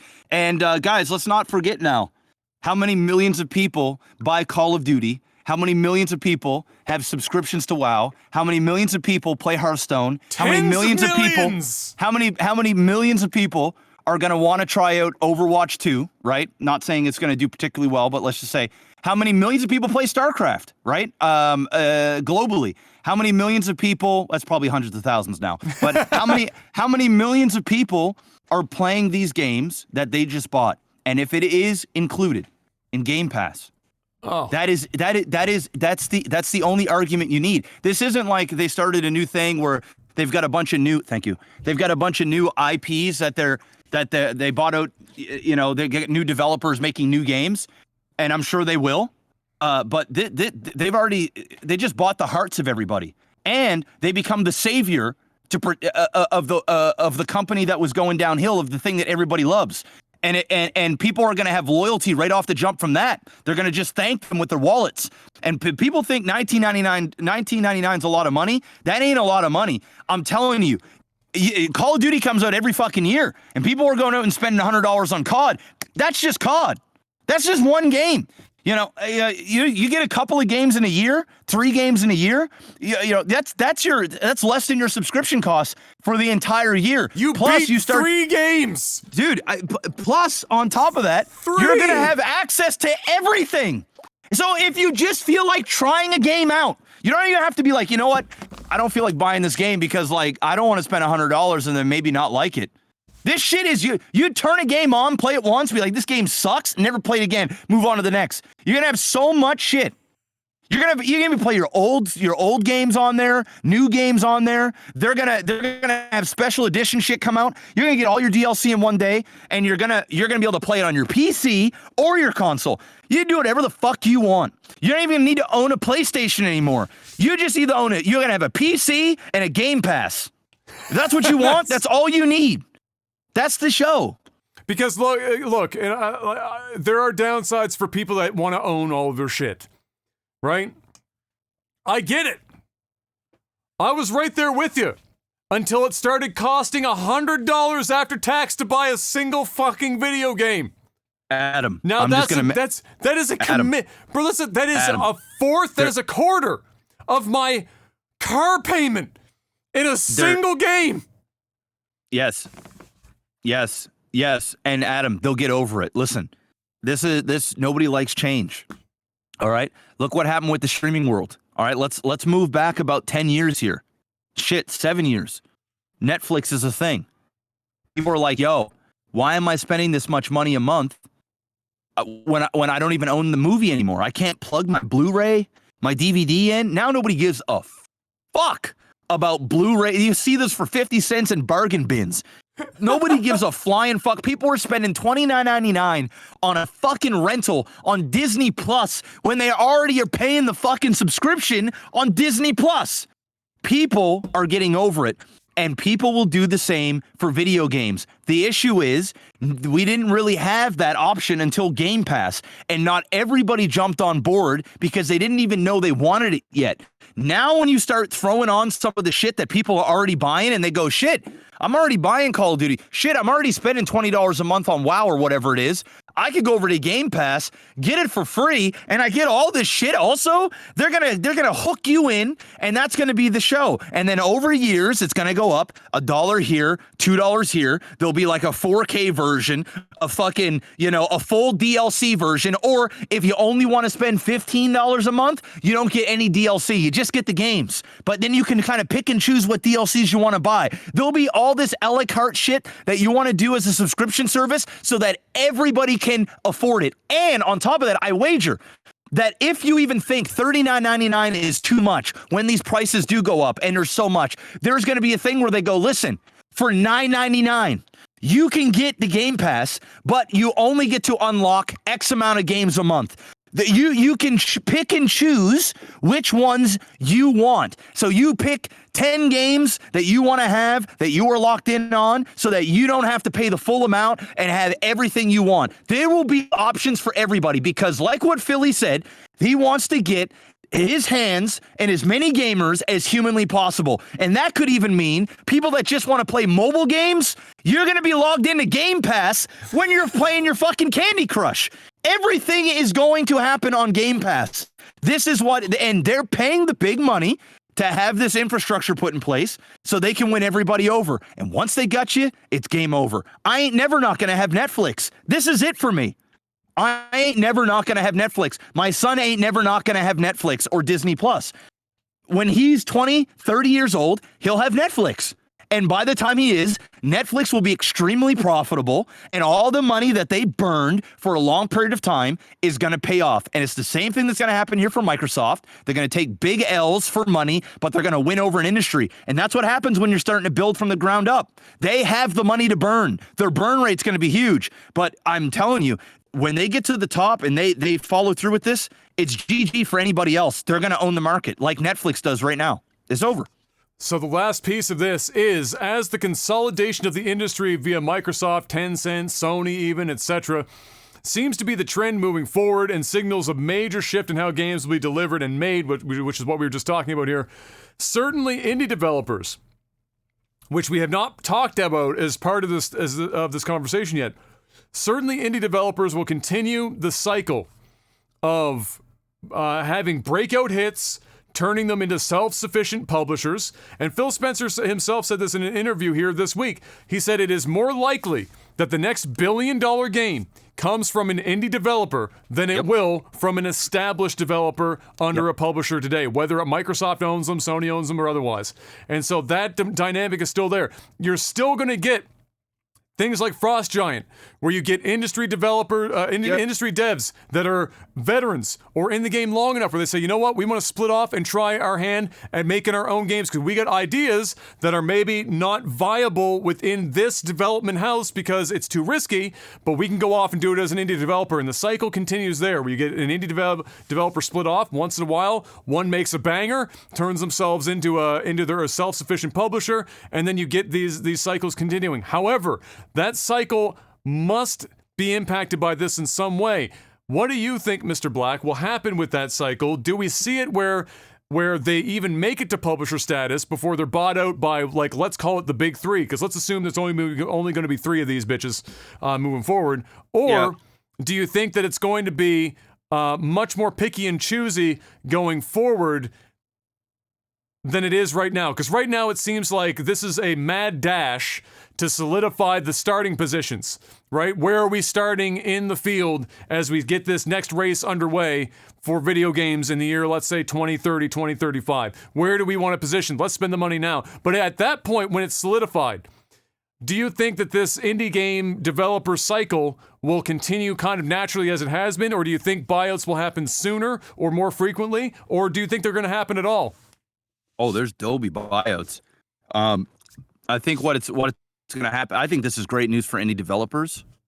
I know some people might think it's bad, but not only indie developers will have an opportunity to create unique games, and I think this is where Steam and Valve is going to have their lane along with Epic, because the way I look at it is this: you've got Sony and Microsoft. They're going to fight on the streaming side. And then you've got Epic, and then you've got Steam that are going to fight on the getting smaller indie games on their platforms. But with that being said, it's great for indie developers because just like what they did with Netflix, what Netflix is doing, they're going to spend obscene amounts of money to get games to go on their streaming services. So Microsoft and or Sony are going to be having bidding wars on these smaller indie developers that are coming up on new prospect games, and they're going to overpay to get stuff on their platforms. Sony, on the other hand, is probably going to have to start doing that with their new thing and get people excited about uniqueness, get people excited about something different, because the way I look at it, Microsoft, I think, is going to be very commercial, and they're going to have a lot of shit that like everybody loves, and Sony's going to have that too. But I think if Sony is gonna want to get in on and compete against what Microsoft now has to start out, they're going to have to like champion for gamers, you know, like we're putting games on here that, like, you know, the gamers can relate to, you know, that the gamers really are crying for. You know, we're not another Call of Duty, right? They're going to have to like start playing that card because like the boutique, they're going to have to do it. And indie developers are going to get paid large amounts of money to create unique games and experiences to get people on these platforms to play their games. I think there's going to be a lot of buyouts. It's starting to turn into the streaming wars, like with Twitch, where companies are going to start buying out streamers to go on their platforms to get people over there. This is exactly what Microsoft just done. They just like Microsoft just went out and bought like the equivalent of YouTube and Facebook, and they're already now they're Twitch, and Sony's going shit. I think what can I buy? Yeah, exactly. I mean, I think that I think you're right. I think this is largely net positive for even indie developers, especially indie developers that make at least one really popular game that picks up, and it's even good for some developers that get bought like this, that have games that were expensive to make but didn't necessarily turn a profit originally. I think the best example of that would be the absolute dumpster fire that's Fallout 76. It was a complete and utter failure. They kept pushing and pushing and pushing to try and get it, you know, into the green. It hits Game Pass and it becomes like a top 3 most played game on Game Pass. And you know why? Because people didn't have to spend the money to risk trying the game out. You get 20 million people, some of which willing to try your game out, and you're going to eventually convert people to play your game and spend money on the microtransactions, and now you're making money. So if you weren't on the Game Pass, your game is done. Yep. And now you're on the And- Game Pass, and people are trying your shit. And think about this. You have, say you get, Game Pass goes up to 50 million users, which it will, right? It's inevitable. It's just going to take time. It's going to take a few years, maybe. Now you're going to be able to create games that technically are great games, that are fun, that may have never have been able to get in greenlit because of their budget and what they would have made selling physical copies. Now you can get that game greenlit, put it on a medium where there's 50 million, 100 million people, and instead of only 3 million people potentially playing your game, now 30 or 40 million people are checking your game out, you know? You log on a Game Pass and the newest release, and there's a trailer there, and you can download and play it right now free of charge. It comes with your subscription. Give it a try. And boom. Next thing you know it, now you're creating the next big game because everybody's played it, and now they're begging for number 2. And then that game gets greenlit. And we're not just talking about the bigger titles. We're talking about smaller games. You know, you're going to see a lot of games come back. This is where you might see games like Jet Set Radio Future being able to actually Phil get Spencer made for name people. dropped Hexen. Yes, because they can do it. When you have millions of people and they're already paying you, their fraction of their money is going into this. And you can start putting advertisements on your platform. You can get people engaged on it. You can have microtransactions in there. You can get people excited. And this is the future. It's happening. Last piece here that I'll ask that just came to my mind here before we move on. Do you think it's possible that we could see something similar to Netflix where, Netflix says, this is the standard for, like Netflix has, you have to use at least this standard of camera, the file has to be this, whatever, we'll give you X budget or whatever, and you can go out and create your thing, which is, for example, what happened with, what's his name? Fucking Bo Burnham's special. That's how he did it. He just had the bare minimum camera that they would allow you to shoot with and get on there. Because do you think like an indie developer looks at the opportunity and pitches it to Microsoft and say, hey, we'll put our shit on there, and then pitch them something that has microtransactions because that's how you're going to make money long term. Yeah. And then you put your game on there to get it in front of a guaranteed 50 million people. Yeah. Right out of the gate as a possible inroads to your game, because before with indie developers you're looking at you could go on Steam or whatnot, and your coverage of how you were going to maybe how long you were going to be in the spotlight, etc., could be a thing. But I feel like with something like Game Pass, there's more opportunity there to do like basically what Netflix is doing, where Netflix has as well, where Netflix is saying, all right, we got Netflix originals, we're making our own shit.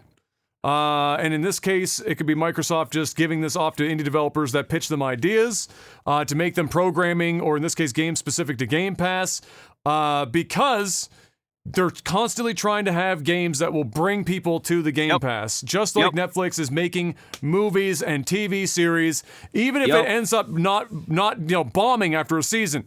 You're just doing it. You get somebody in for a season, you get them onto the fucking subscription, you're done. Yep. I guarantee you they're going to go, hey, public, we are allocating $2 billion a year on indie developers, all these studios. Dude, these guys could be the saints, man. They could go in and say, hey, we're not going to overwork our studios. We're paying them handsomely to create games for Game Pass. And we're going to guarantee $2 billion a year in allocation to new titles or old titles that we're going to revive from the dead and bring onto our platform as just fan service for you guys for being a subscription here at Game Pass. They can do that shit because they're Microsoft, and they can burn that. And what they're doing is they're converting people to their platform. And once they get on the platform, that's where they spend money. They might not spend the money on the new game, even if they only go back and revert back to Call of Duty and World of Warcraft and fucking Halo and everything else. Their monthly fee. They're gonna get their fucking money, and they're gonna pay monthly. This is it, man.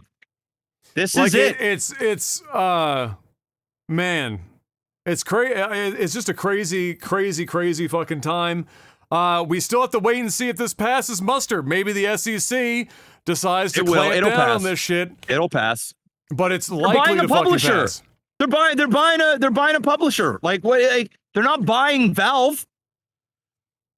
You know, they're buying a game studio, a big one, a massive one. Like people put this into perspective too for like value propositions per month. There are news publications online or gaming publications or whatever even that ask you like $10 a month for next to nothing. Shit, we do it here on the podcast.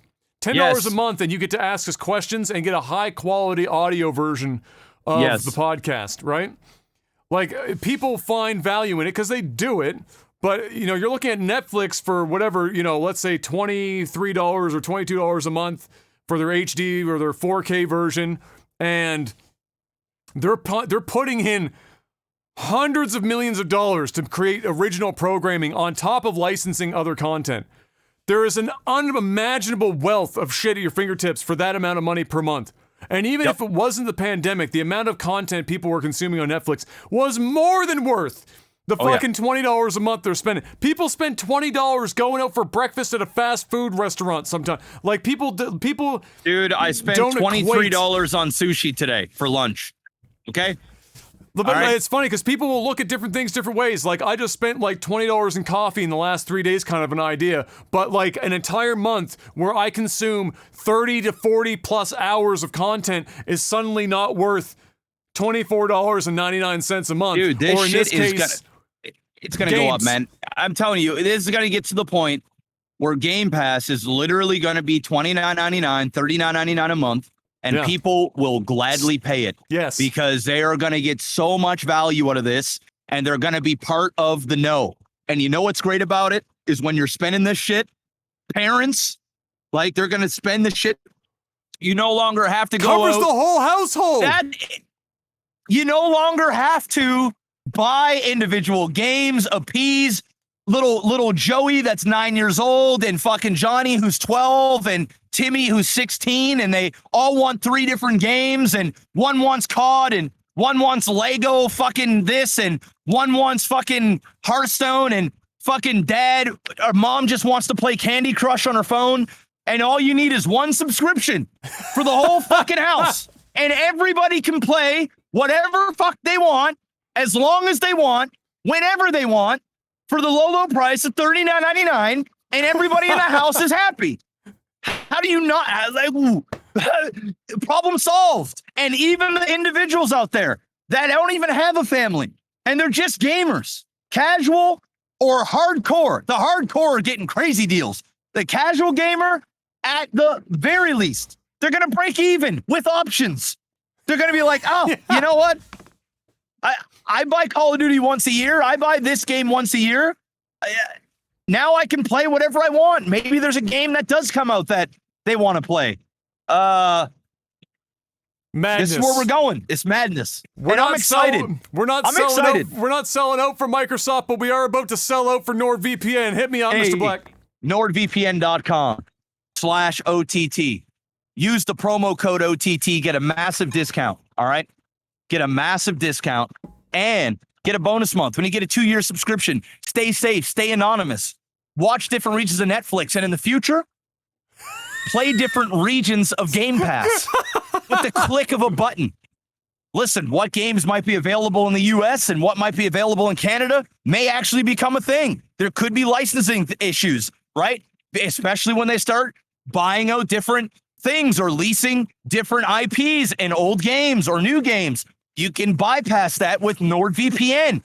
Mask your IP to a different region. Play more games. And guess what? Yes, you can play games on these servers. You can stream on these servers. You can game and stream on these servers at the same damn time. So head on over to NordVPN and do your thing. Thank you. Oh, this is hot off the press, Mr. Black, 30 minutes ago before we dump over into movies and TV. Phil Spencer on Twitter dropped this little nugget. Had good calls this week with leaders at Sony. I confirmed our intent to honor all existing agreements upon acquisition of Activision Blizzard and our desire to keep Call of Duty on PlayStation. There you go. Sony is an important part of our industry, and we value our relationship. That is a very carefully worded sentence. So just like what I said in the beginning, for now, right? It's current relation, like their current deals, right? Who only knows how long that is? Honoring contracts, yes. Honoring contracts. Yeah. We don't know when that comes out, and I can guarantee it, there will be perks to owning Call of Duty through Game Pass than what it will be on Sony. And that might even go as far as it's damn free. It's free on Game Pass. You want to go and pay, you want to go and buy it on Sony? Go buy it on Sony. Play it a week early. You nailed it. Get it a week early. Get it. Play the beta. Only on Game Pass. There's so much shit they can do. This game mode only on Game Pass. I don't fucking know, but I do know one thing. Something's happening. It will be free on Game Pass. It won't be free on Sony. And people are going to convert. And in time, because right now they were just ruffled the world, right? They ruffled the world, and they don't want to make gamers upset, because think about this. They go out there right now and say, guess what, guys? Call of Duty exclusively on Game Pass, only on Microsoft. There's going to be a lot of pissed off fucking gamers out there, a lot of mad gamers, and they don't want to upset anybody. They want to convert, but they want to convert in a way that it's their choice to come over. They don't want to be strong-armed. Just give them so much fucking value that they're going to just come over naturally. They'll be like, you know what? Like it's their decision. There you go. And once they got them, game over. Then they can start ripping the vice grip on Sony and saying, guess what, motherfucker? Yeah, you thought I was playing checkers out here, motherfucker. This ain't checkers. It's 3D chess. Yeah. On the cloud. I just realized that I hadn't posted tech support, so I posted it now. So if you're listening to this live, head on over, patreon.com/LikeTV. $10 more per month, as we mentioned. A couple of perks. Is it Game Pass value? No. Nothing is. But you can ask us questions.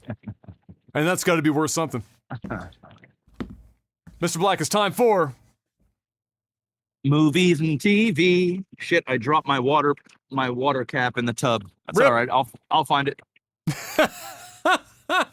Sometime. In a move that nobody saw coming, Daniel Radcliffe is going to play Weird Al Yankovic in his bio picture. Coming up. Saw that. Yeah, saw that. Why not? Fucking yes. Why not? He's Give kind me a of weird Weird Al and quirky. biopic. Yeah, Biopic. and he likes Daniel Radcliffe is he's a rap. He can rap and stuff, and he's like he's gonna do a great job. I think it's good casting. I think it's great casting.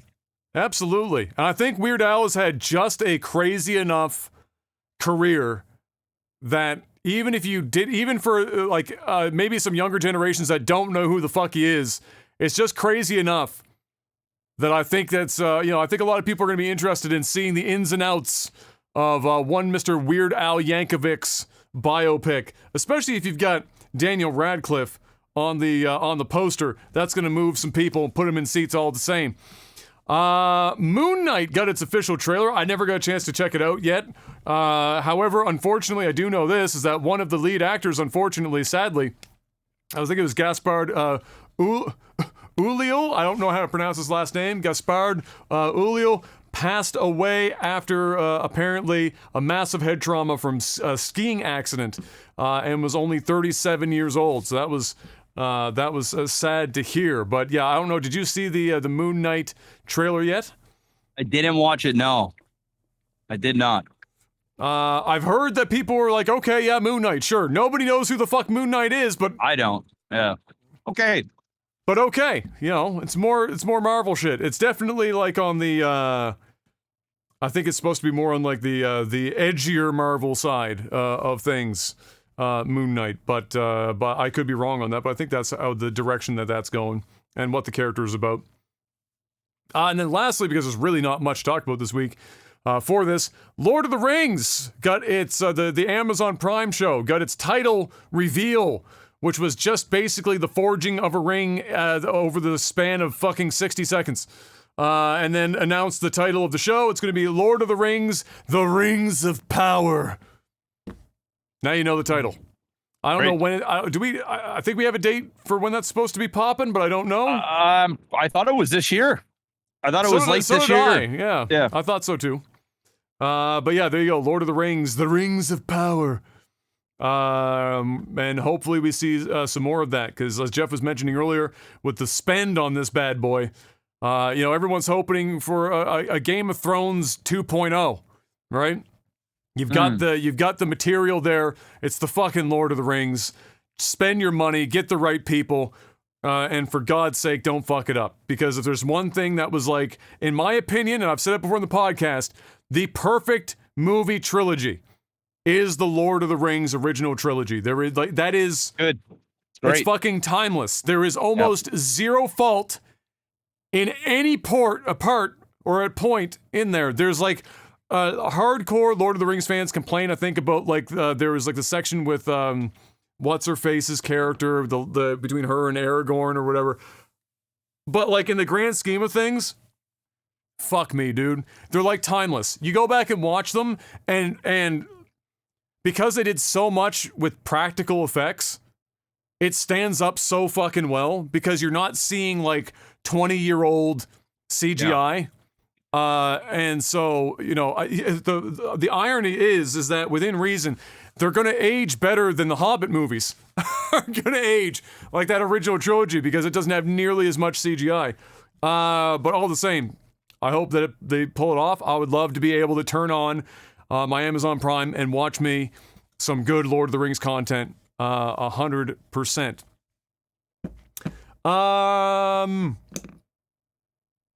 That's it. Em and I didn't watch anything particularly thrilling this week. Kayla and I last night started watching Too Hot to Handle, the new season. No, we saw the new season and I looked at it and I said, I don't know if I can do it again. I don't know if I can do it again. How's it been? How was the first couple episodes? I mean, it's more Too Hot to Handle. Still getting used to the new cast. Not as good as the last season so far, but it's starting to heat up. You know what I'm saying? It's starting to heat up. So they doubled the prize pool on this one. So they did, yeah. And all that tells me is there's going to be twice as much fucking. That's all that. That's all that means. They're going to see that and go, oh, we can break the rules even more and still have good amounts of money. Oh, okay. Well, and thus the fucking began. Yeah, we didn't see anything crazy. We were just watching like murder mystery shit and whatnot, because that's like one of our guilty pleasures, and none of it was particularly new. And then we watched what did we watch last night? That Ewan McGregor and Pierce Brosnan flick, where he was a ghostwriter. I think it was the name of the movie. That's quite old, like 2013 or some shit. We watched that. It was aight. The ending sucked some serious balls, but otherwise, it was aight. It was Ewan McGregor. It's Pierce Brosnan occasionally showing up on screen. It was alright. So that's it. If that was all, then we move directly into the final segment called Tech Support. Patreon.com/LagTV. Place to be if you want to ask us questions for $10 more a month, because we're rivaling Game Pass in value. Each and every week we post up a post called Tech Support. Sometimes I'm better about remembering to post it earlier. And so this week we're probably only going to have a couple of questions. As we answer them, I'll keep refreshing the page and hoping that we get some more. Because I'm starting to get hot, Adam. I'm starting to get hot over here. I know it's getting cold outside, but hotter in the hot tub. Woo! We're almost there. We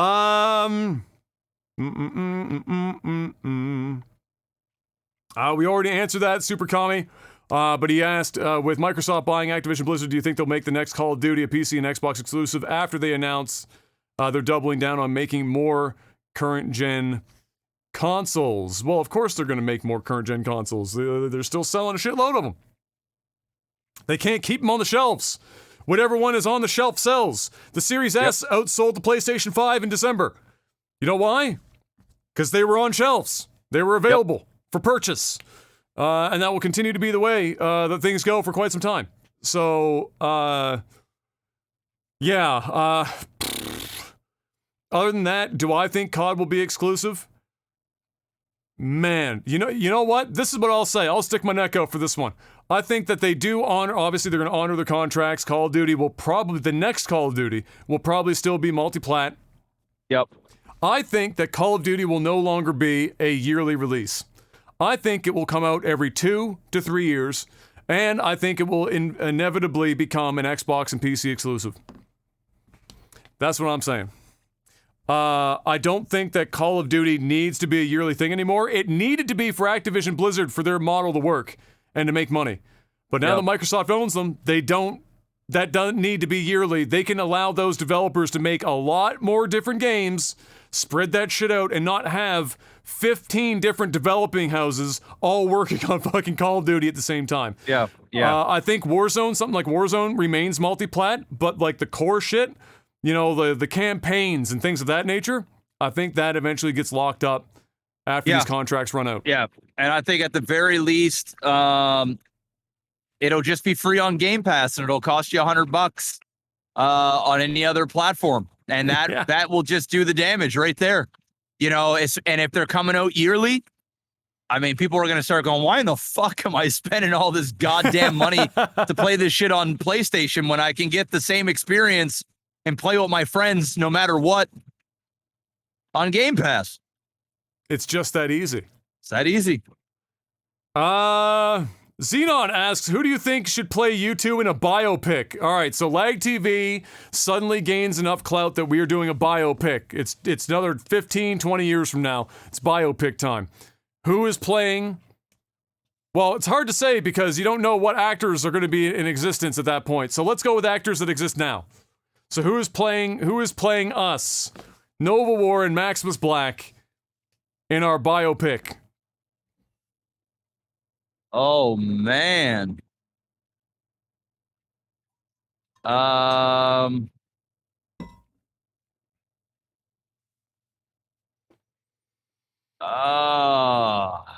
was gonna say Michael B. Jordan, but I'm giving myself too much. I'm giving myself too much heavy there. hitter. Yeah. Oh man. I'm gonna go with John Boyega for me, and for Adam, Channing Tatum. no. He's already got buzzed hair, so he's got that.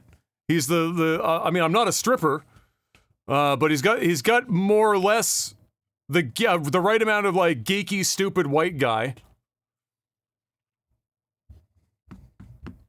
Otherwise, who the fuck else are you gonna put in there? Trying to think here. Fucking somebody's bored one said Chris Evans. All right, there you go. Chris Evans with Pete a buzz Davidson. cut. Pete Davidson. Well, I'm not a crackhead. The fuck? Oh man. Not saying Pete Davidson's a crackhead, by the way. Keegan Michael Key for me. That's not bad. Yeah, that's a good pick. That's I like a good that one. pick. That's a pretty good one. That's a good one.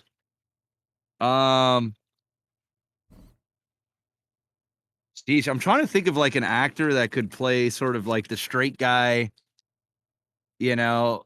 Oh man. Jesse Eisenberg.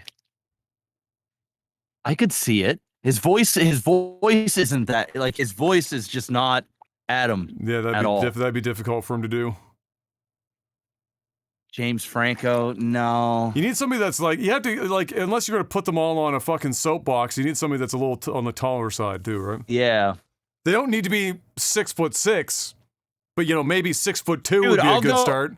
Yeah. Well, fuck no. Geez, I don't know, man. It's a challenge. I'm gonna keep thinking. Oh, you know what? Zachary Levi guy. You know, the fucking dude that plays Shazam. Oh, that dude. He could play Adam. Look up I think his name's Zachary Levi, right?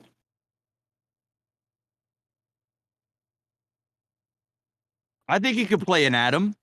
Yeah, I could see that. I'm looking at some pictures. You know, cause he's funny, but like he's not like over the top funny. you know, as in like a goofy funny, but like Yeah, I mean, if you got rid of his hair, this is not on autofocus, so you'll never see that. That's a terrible fucking example, unfortunately. If you got like, there's this one picture of him in front of like an IMDb poster or some shit.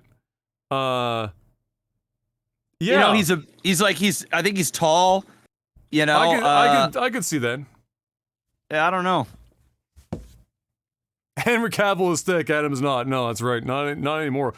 Again, it's not. Henry Cavill used to walk around a far smaller guy. Steroids are a hell of a drug, Jeff. They are a hell of a drug. And they are in every motherfucker that's ever done a superhero movie. But yeah, yes. except for maybe like Robert Pattinson, you know? Yeah, no, he didn't. He definitely did not do steroids, for sure. No. Alexander Skarsgård. Okay. I mean, I could see that too. I could see that. Oh, perfect. If you search him, he's actually got one part where he buzzed his hair, except for he kept the fucking hair on the side of his head. Like he had actually gone old man bald. Perfect. Yeah. Perfect. Okay, so somewhere between Alexander Skarsgård and Zachary Levi, I think those are two. But I think Keegan-Michael Key is fucking like on the nose. Yeah, that's pretty on the nose. That's definitely either that or one of the Wayans brothers. You know, I think they could play me too. That's true. Yeah. Like what? You know, like the guy from Scream and shit. You know. What about Wayne Brady? Oof. Oh, I think Wayne Brady's it. It's Wayne Brady or Key. I think Wayne Brady's perfect. What if we just did the cast of Whose Line? It's just Wayne Brady and Ryan Stiles. There you go. There it is. That's perfect. Dude, Wayne Brady's perfect. Wayne Brady and Ryan Stiles. That's it. Know, I think there you go. Ryan Stiles, very tall, lanky, white dude. Yep. Yeah, he's hair. Funny. He can be a straight guy. He plays the straight guy against Colin's crazy. Dude, that's it. There you go. It's just Ryan Stiles and Wayne Brady. It's just there you go. The only issue is the age. The fuck are you, bro? I'm like 98 years old. It's fine. Don't worry about it. Let's see.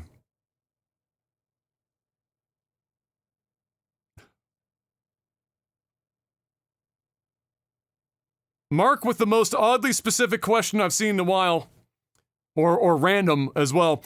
Nerf Halo weapon, and he doesn't mean by balance. He means literally Nerf guns, okay? Nerf Halo weapons or Nerf Call of Duty Modern Warfare 2 weapons. Which do you choose in a Lag TV grudge match for the final slice of Hawaiian pizza? I'm going with the Halo ones. I'm using a rocket launcher. A rocket launcher Nerf gun? That's it. I'm getting that slice. Yes, I'll use the Nerf version of the Needler. I think it would be good. Theodore asks a very important question. This is one that a lot of people have been asking on social media, and it is not an easy answer. But if there was ever going to be two people, I think Wayne Brady and Ryan Stiles can answer this question for you, Theodore. Can Microsoft revive Blizzard back to its glory? If they could, will they? If they would, should they? No. I don't think Blizzard will ever be what we used to think it was. I think Activision Blizzard is done.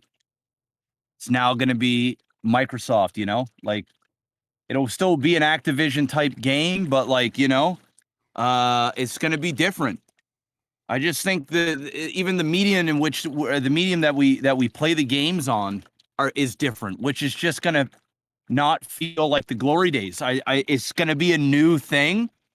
I think it's going to go uphill from here, but I don't think we're ever going to get peak. I mean, I'm nostalgic, right? So like, you know, Blizzard back in 2010 all the way up until, you know, even before that. I mean, fuck. I mean, Blizzard from 2003, like 1996, you know, up till 2016. Like, I don't know how you get better. I don't know how you get a more pure gamers game out there. Like, I don't know. Like, it'll be better than where we're at for sure. But I don't see it going back to its glory days because, now it's not going to kind of stand on its own feet anymore. It's going to be surrounded by a bunch of other stuff. And it's going to, Man, the answer is no. If this purchase, which would never have happened, but if this purchase had happened in, let's say, 2016, 2017, do I think that they could resuscitate Blizzard under Microsoft and just leave them be and get the poison out of the top end of the system if they even knew it was there or thought it was there at that point? Sure. Okay. They've lost so much of their top talent, whether they needed to go because they were also part of the toxic culture or otherwise. They lost a lot. Does that mean that they can't get more because Blizzard has such an enormous amount of fans for their games that are getting into the industry just to be able to work at Blizzard and make Blizzard games? I think that still exists, but it's a hurdle now that is much higher than it was a few years ago. Yeah. And I think the question becomes, how does Microsoft? First of all, Microsoft, like Phil's already said, that they're going to much like Minecraft, much like they did with Minecraft, they're not going to be crazy hands-on. They're going to infuse them with Microsoft Gaming's corporate culture. They're going to help put the people in place, but by and large, they're going to be as hands-off as they can be. If they do that with the Blizzard side of the equation, interior of this purchase, I think what happens is you have a different development schedule. You don't have Blizzard trying to do 3 different mobile games, Overwatch 2, Diablo 4, balance patching StarCraft 2 into the fucking sun, and having too many irons in the fire all at once. I think you see Blizzard dramatically reduce what they're working on. They keep their World of Warcraft thing locked up. They keep Hearthstone locked up. Yeah. And then they make some very hard decisions. Do we also go in with Overwatch 2? And then maybe one other IP where they can slowly start chipping away at Warcraft shit. 4 maybe can happen now. Who knows, right? Who knows? Like, can it happen? Yes. Will it be glory days? Even if it was, it would take nearly a decade to even know if that would ever happen. Yeah. Like, it would be so hard to tell. But you're not going to get 1997 or 2003, 2004, 2005 Blizzard. That's just not going to happen. But the quality of the games, I expect from the Blizzard side, I expect the quality to go up. I expect the number of them to go down. And I think that's what you're going to see on the Activision side as well. The quality will go up. The number will go down. Microsoft will take intellectual properties out of that deal, plug them into other developers that they already own, and then let these guys focus on some games internally that they've been already working on, like Call of Duty, etc. And just less. Quality up, but not do so much like Bobby had them fucking basically just slave work to get out as much of this Call of Duty content as possible, amongst other things. But yeah, I don't know. One question I will say that I forgot to ask earlier, Mr. Black, Microsoft technically now with this buyout owns MLG. Yep. They own MLG, and they own more or less, short of like Dota, League of Legends, and Counter-Strike, they more or less own every major esports intellectual property on the planet. How do you see them working the space? We already see how they're doing it with Halo Infinite, and despite the game being in a rough spot, they're doing very well with Halo Infinite, and ironically, a lot of the people running the Halo Infinite circuit are the old MLG crew. Now they properly re-own MLG, and we've already got the head of MLG back in the day tweeting about this shit and everything else. Do you think that Microsoft will spend time to prop up esports in the ways that Activision and Blizzard dropped off in the last 8 years? Or do you think that Microsoft lets that be grassroots only and goes hands off despite owning basically 3/4 of the esports market after this buyout? I know I've been very, very pro Microsoft today, to the point where some of you guys might think that, like, Microsoft is sliding me a couple of Microsoft sent him that hot first tub. edition like fucking NFTs or something they're gonna put on their fucking on their next metaverse or whatever the fuck Buzzwords. I actually think this is where things are gonna go downhill. I do not foresee Microsoft thinking at all about esports. I don't think that is their play here. I think I think they're going to maybe inject some money into the grassroots of what's already going on and putting it into the hands of the people that are already doing it. And that's that, which is fine to keep it going. But I think their play right now is to get up their Game Pass and build this new infrastructure and not so much nurturing esports as a whole. I know they're doing just fine with Halo. It's only been a couple of events. It's not a long track record. There's a lot of hype. But now we're talking a lot of different esports in a lot of different places. And let's be real, Blizzard really wasn't doing shit with their stuff anyway. So, at the end of the day, I don't think this is particularly amazing news for esports, but I think it's good news for gamers in general. But that I'm not 100% sold on yet. I don't think that is part of their play here. Not to say they won't do it in the future. I don't know. And if they do, I think that all of sort of the niche esports are going to get hit bad, and they're only going to focus on what they think is popular, like Halo and Call of Duty. I think they're going to come in at a console standpoint and not necessarily from a PC standpoint of what made Blizzard was their community. But we'll see. I could be wrong. I really could be wrong. I hope I'm wrong, but I think the esports side of things is going to be in a weird spot for the Blizzard titles for the next few years. That's my guess. I don't know. Shady asks, what's your biggest pet peeve that people do in chat? For example, and this I guess during live streaming, those who ask about what happened to your viewer or sub count, etc. You got a pet peeve for chatters? My pet peeve. Oh, there's so many.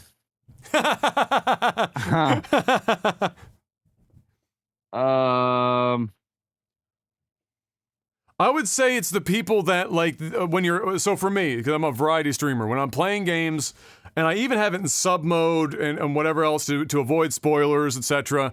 And people know de facto, especially if they're a sub, that there is no spoilers. You don't hint at spoilers or anything like that. And people still find it like it's a big red button that says do not press this button.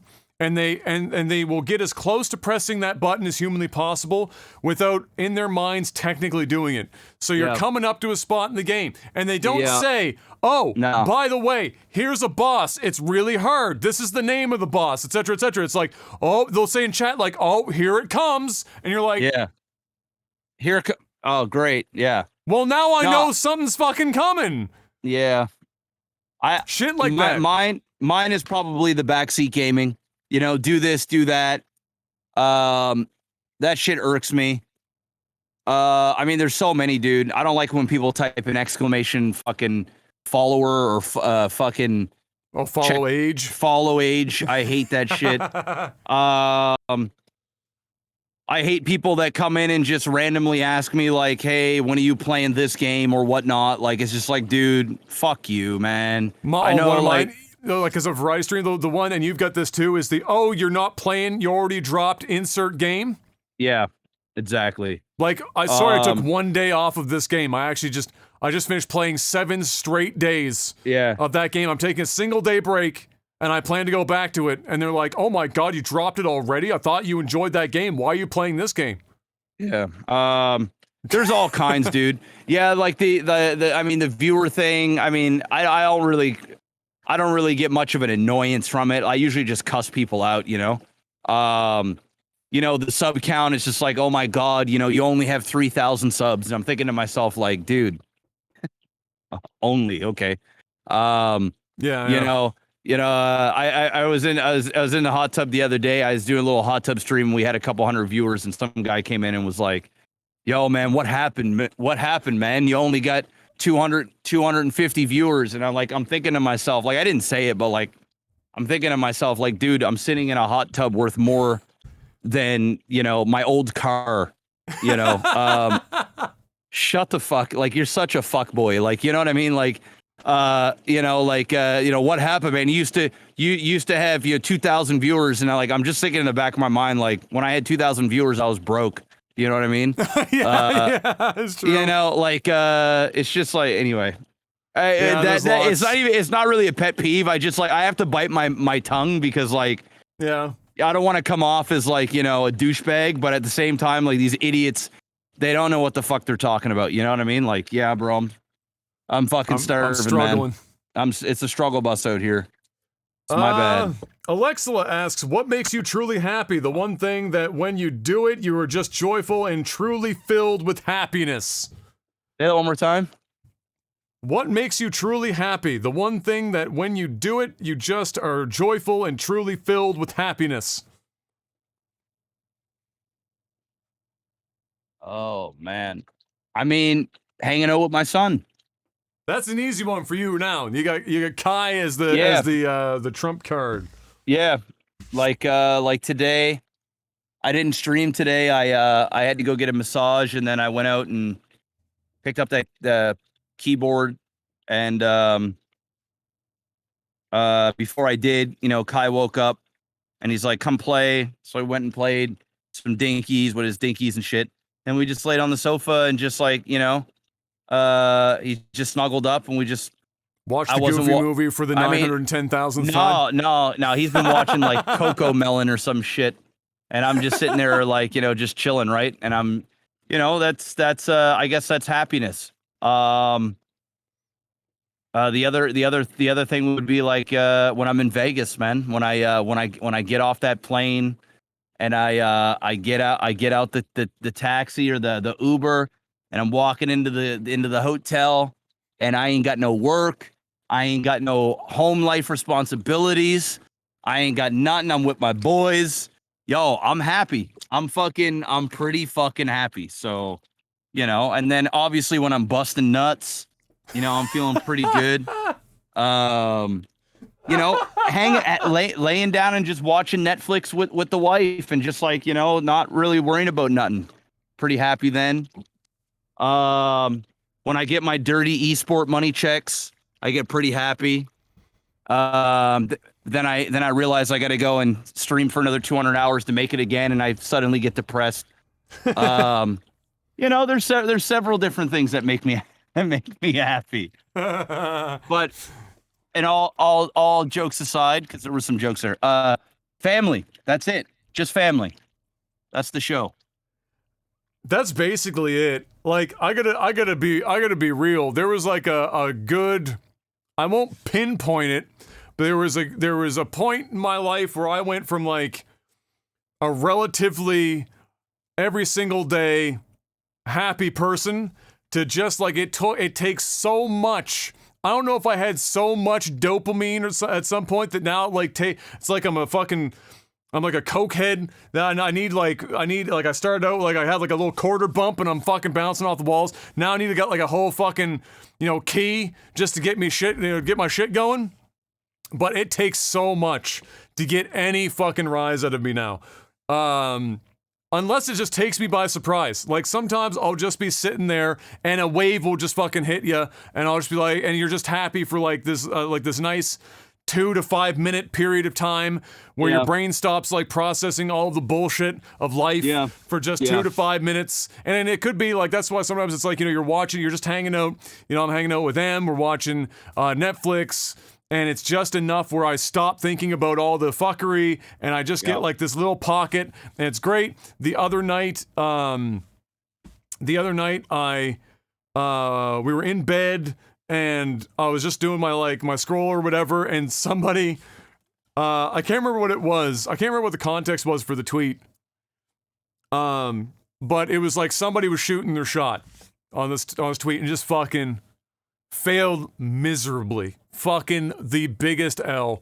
And what immediately came to mind, and I posted the GIF of it, was the Carlton from Fresh Prince, and it's the episode where they're playing basketball, and it's at the end of the game. Do you remember this episode? So they're playing a game of basketball, and Will has literally put every point on the board up to this point in the game. He's carried the team because everyone else sucks. And Carlton's on the court, and they have this last second timeout call because they're down by like 2 points or some shit. So they need like a 3-pointer, and the coach comes in, everybody huddles up. He goes, "All right, everyone know what the plan is? Get the ball to Will." That was it. There's the whole plan. Get the ball to Will and walk the fuck away. Ref passes the ball ball over. They pass the ball in. The play is starting. The clock is counting down. Other guy in the team has the ball. Goes to pass it to Will. Will gets there. For whatever reason, Carlton also tries to get the ball. They're fighting. Carlton and fucking Will are fighting at the mid-court over who's got this ball. Carlton wins. Takes the ball to Will's hands. Buzzer beater coming. Carlton winds up with a fucking baseball throw and yeets the ball from half court with the buzzer beater coming in. And it goes slow motion, and the music is swelling up behind, and the camera zooms in, like the ball is in the air, and then the camera cuts to Carlton, who's doing this one. And he's so hopeful. Everything is in his like face. He's like, "This is going to be my moment." And the camera cuts back, and the ball is literally in a different fucking area code. It doesn't even hit the backboard. That shit fucking goes out to the door where the exit of the arena is, and then it goes back to normal speed. Because they have this whole thing set up, and it subverts your expectations. You're like, "Holy shit, Carlton's gonna put this in." It's in slow-mo. There's like this happy-go-lucky music happening. And then it cuts over, and it's a million miles away. And when I posted that GIF, I still think it's one of the funniest things I've ever seen in my life. And it just hit me. It just hit me. I started laughing. And I couldn't stop. I was like hysterical laughing, crying. And and Em thought I was insane. She was like, "Love, I'm pretty sure you should be in the psych ward. What the fuck are you laughing so maniacally for?" And I was like, "I can't help it. I think this is the funniest thing I've ever seen." And it was that like belly laugh. You hurt, you're hoarse, you're crying, you sound like a dying cat. All of these things at the same time. And like in that little like 2-3 minute moment, pure bliss. You're thinking about nothing else. That's the shit right there. Otherwise, I am a jaded fucking asshole. This world has made me a cold, hard dick. No pun intended. And until I have kids and that kid maybe or maybe doesn't bring me joy, it takes so much to get anything out of me. So much to get anything out of me. And it all comes back to the only thing that has enough of a kick is family and the occasional point where I laugh about something hysterically. And that's it. That's like the entire thing. It's brutal. Welcome to being an adult, Adam. This is amazing. I think a lot of us feel that way. More, especially the last couple of years. It's been even harder to get excited about something, right? Like with the house. I'm not even all that excited. I just bought my first home. I'm not even that excited about it. I just look at it like I just overpaid like $150,000 on this house. And I still gotta put another 30 to 40 grand in this motherfucker. You didn't overpay by 150. Right. Well, if it was but I mean, if it wasn't the pandemic, right? Oh. This house is not worth what was paid. Like it is definitely not fucking worth. It is worth. That's what the market is. That's what it's worth. But I know what you're saying. You know what I mean? I know what you're saying. Yeah. Right? Yeah. So like, if I had bought this house before the pandemic, it's literally 150 to 160 grand less, which is but you didn't. Huh? But think about it. In another 2 years, you say the same fucking thing. Oh yeah. What can you do? We only got one or two more here and get you out of the hot tub before you turn into a raisin. I'm already a raisin. Mr. Stars, let's say that you were to disappear tomorrow. What's the one thing you would want people to remember you by? A specific part of your content, personality, etc. I just want to be remembered as somebody that just was, it was just real. That's why Jeff and I, at least, that was a large part of our persona for Lag TV, was we were two dudes in a basement, chilling, just acting the same way that we would, for better or worse, as we would if we were just offline, hanging out in a medium and in a market where the vast majority of people, even if they're telling you that they're not putting on an act, are putting on an act. my main goal was, and it trends way less fucking entertaining, was just be me. I turn my shit on, and I'd be truthful, and I'd give you as much of like my actual personality as possible, and that's it. And somebody that didn't sell out, but not in the sellout way where I didn't like not securing the bag type shit, but not selling something that I don't at least think is worth using yourself. That's what I think is selling out. Like if you're getting, like if Logitech came to me and said, you want a sponsorship deal and we're gonna push mice, I'd say yeah. You know why? Because I use one and I tell everyone to fucking buy it anyway. So I'll do that. But if like Razer came to me or like they'd TT have to come with, they'd have to or come some to me shit with a bag. I mean, a bag where I go, you know what? Like that's what I want. I want people to remember me for that shit, right? Like I don't like, and that was because that's what, and not just within the content creation space, but in life. I'm like want to be a man of my word. If I tell you I'm going to do something, I'm going to do the shit. I don't need a contract. I don't need you to bring me a lawyer piece of paper and be like, all right, sign here, and you will do this shit, or there are legal ramifications. I don't need that shit. I need like I will tell you I'll do it. I'll shake your hand, and it's going to get done. That's what I want people to remember me by, chiefly. Oh man, I think for me it's just by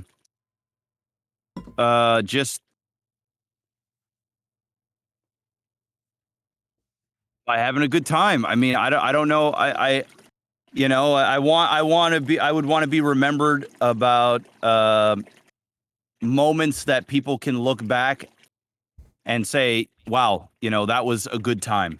Like I remember being in college and I used to watch, Jeff tried to put a sword through a TV. Yeah, exactly. Like, I like different things, just I guess good memories. That's pretty much all I can ask for as an entertainer. Yeah, that's pretty much positive. Can't think of anything else. Positive, really. Yeah. Oh boy, that's a doozy to end on. Last one, Mr. Black, comes in from Steve. Stevie Hop says, only if you feel like getting juicy. I think Jeff's been juicy for 2 hours in that hot tub. What do you think is better for the world? Capitalism, socialism, or communism? Yes. There are no extremes in life. Like almost anything, you have to take a little bit from all three of those motherfuckers. Yeah. To make it work ideally. If you just go into pure capitalism, you run into some basically, so like in pure capitalism, you rely on the benevolence of entrepreneurs. So you might end up with very philanthropic entrepreneurs that use the power that they build within the capitalist system to do largely good, or you get Martin Shkreli. Those are your two dichotomies in capitalism. Yeah, but he got fucked. So, like, you know what I mean? But like, he didn't get fucked for the reason everyone hated him. He got fucked because he did fraud in the markets. He didn't get fucked because he took a life-saving drug that cost $13 and made it $750 overnight. He got fucked for something different. So, and he didn't have to do that to make his money. He just did it to make money regardless of what it actually meant within the market itself. Whereas if you went anywhere else in the world, I mean, that shit's being bruised for like less than $1 a pill. So you get two different types of people in that regard, right? And so in pure capitalism, you're relying on the person that gets to the top. In pure socialism, you're relying on the people, or even more so, communism, you're relying on the people that are in government to do the same thing. You're relying on them instead of the person that came up out of whatever on their own to do the thing. And the truth of the matter is, both of those have problems. For me personally, capitalism is the system, but you want socialist policy to put checks and balances on the capitalist system, because pure capitalism, as that's we've basically seen, what we have. I mean, that's basically what we have. Produces some rough shit. Yeah, I mean, it was with basically with some checks and balances from socialism. I think that's the more ideal thing. You're still going to get fucked by your government. You're still going to get fucked by the pure capitalist mentality. But the two at least butt heads enough to like take the edge off. Right? Communism is only good on paper. You should probably never do that shit. It's like there might be parts of communism in theory that have marginal value to be added, but those marginal pieces end up being part of socialism to some degree. So yeah, it's like a mixture. It's a mix. You don't want pure one way or the other. That's a bad idea. Ultimately, people are the problem, right? Because people are just people. They're fallible. They'll be greedy. They'll make mistakes. They'll whatever, and you end up with people that will complain about any system. But for me, yeah, it's a little bit. It's capitalism with the checks and balances of a socialist Well, you're network. cheating because he said you have to pick one or the other, right? He said, "What do you think is better?" If I had to choose, if we were going to and I don't know if that's what he's asking, but if I had to choose just one,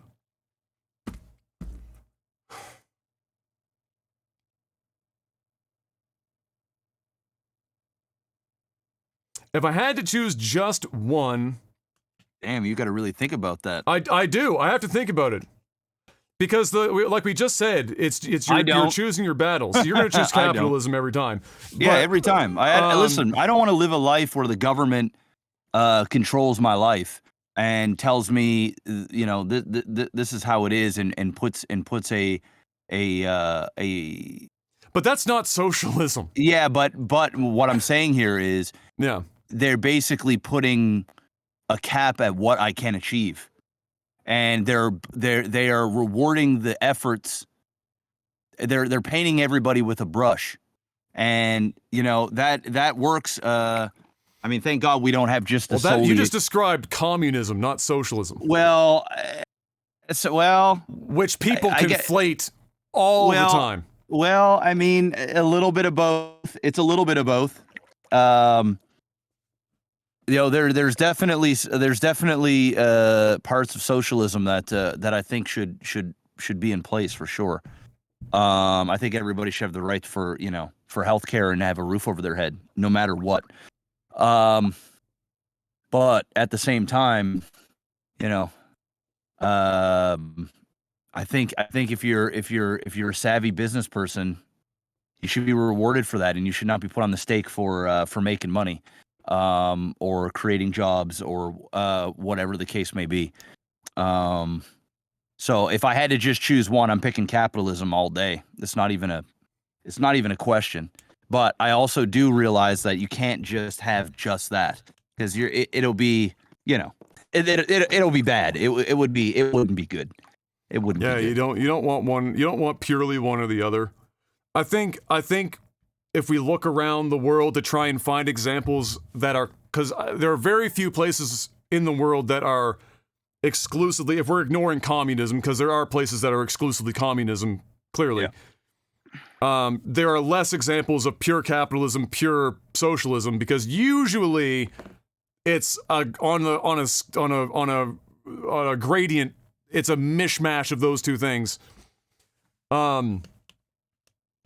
I would say, let's say Norway is probably way closer to the pure socialist, and the U.S. would be the closest thing in the world to pure capitalist.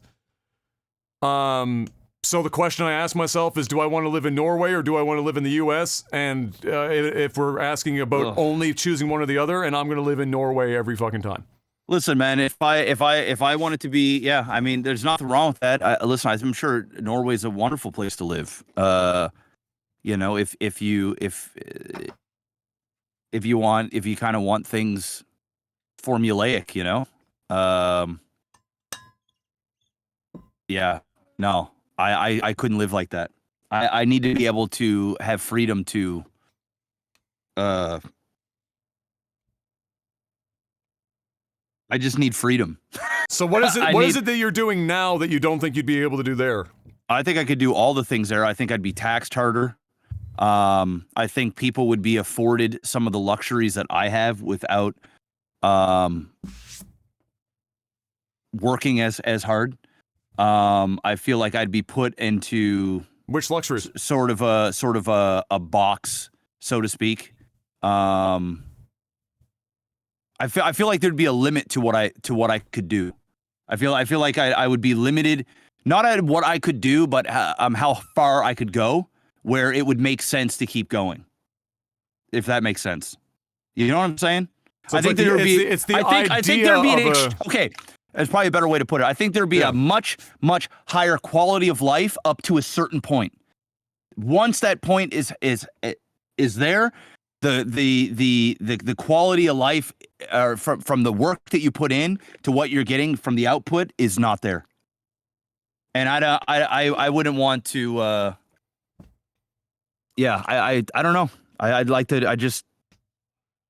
There's a lot of great things about places like Norway that I think are fantastic, but I'm not sure it's an environment that I would want to live my life. I would take the freedom of America over that for sure. Yeah. Even though I think America is probably a much more dog shit place in general. But I think individually, I think ultimately that's what America is an individual. Well, it's because it's closer to pure capitalism. That's the idea. It's group versus individual. Any environment that is open enough is going to favor a smaller number of individuals and be less beneficial on average to the person. And then the reverse is true in a place that leans more social, where you're going to get a higher quality of life on average, but maybe your billionaire status is going to be lower. Like if you look at the number of billionaires in the US and then you look at the number of billionaires in Norway, clearly, even if you were to account for per capita, clearly the US is clobbering Norway in billionaire status. But like the average, so when he asked the question, and so this is that's my opinion regardless of this, but when he asked the question, what do you think is better for the world? On average, I think if the whole world operated and was as successful at it, because not every country is successful within the confines of different versions of socialism, like Canada falters in ways that Norway does not under certain parts of our socialistic policies. I think on average, clearly the world is happier per person. Yeah. In that environment. The thing is, I just think more people benefit from socialism, as individuals, but I'm not sure they would benefit as a nation, for a number of reasons. But I mean, that's a whole different topic. I'm not against it either way. I just wouldn't live in Norway personally. So, you know, I'm an ambitious person. So like I'm just one of those people. But I am sure the quality of life in Norway and places that are like that are astronomically higher for the majority of people. I mean, having a place for schooling, healthcare, you know, all this stuff. Yeah, you're paying a little bit more out of pocket and stuff. Maybe if you don't make as much money, you're still treated like a decent human being. There's nothing wrong with that. You know, America, I guess, first world. You know, we even in Canada. I mean, Canada, America, it's a dog eat dog world out there for the most part. So, I mean, that's just the environment that we live in. You're rewarded for the effort. Some people are good, some people are bad. That's just the way it is. That's just the way it is. And that's where the podcast ends, ladies and gentlemen. 2 hours and 40 minutes in the hot tub for Mr. Black. He's got to get out because he's officially a raisin. I'm fucking pruned up. Pruned out of his mind. I am pruny. Yep. So we will see you guys next week for another Technical Alpha podcast. Oh, what a terrible time to get indigestion. We'll see you guys next week for another Technical Alpha podcast. Thank you so much for stopping by. Spread the word. Tell everyone about Technical Alpha if you think they'll enjoy themselves. Hit the like button on YouTube. Rate us on whatever platforms that you're on that have the ability to give us a rating if you can. And we'll see you guys next week. And until then, stay safe out there. And peace. Peace.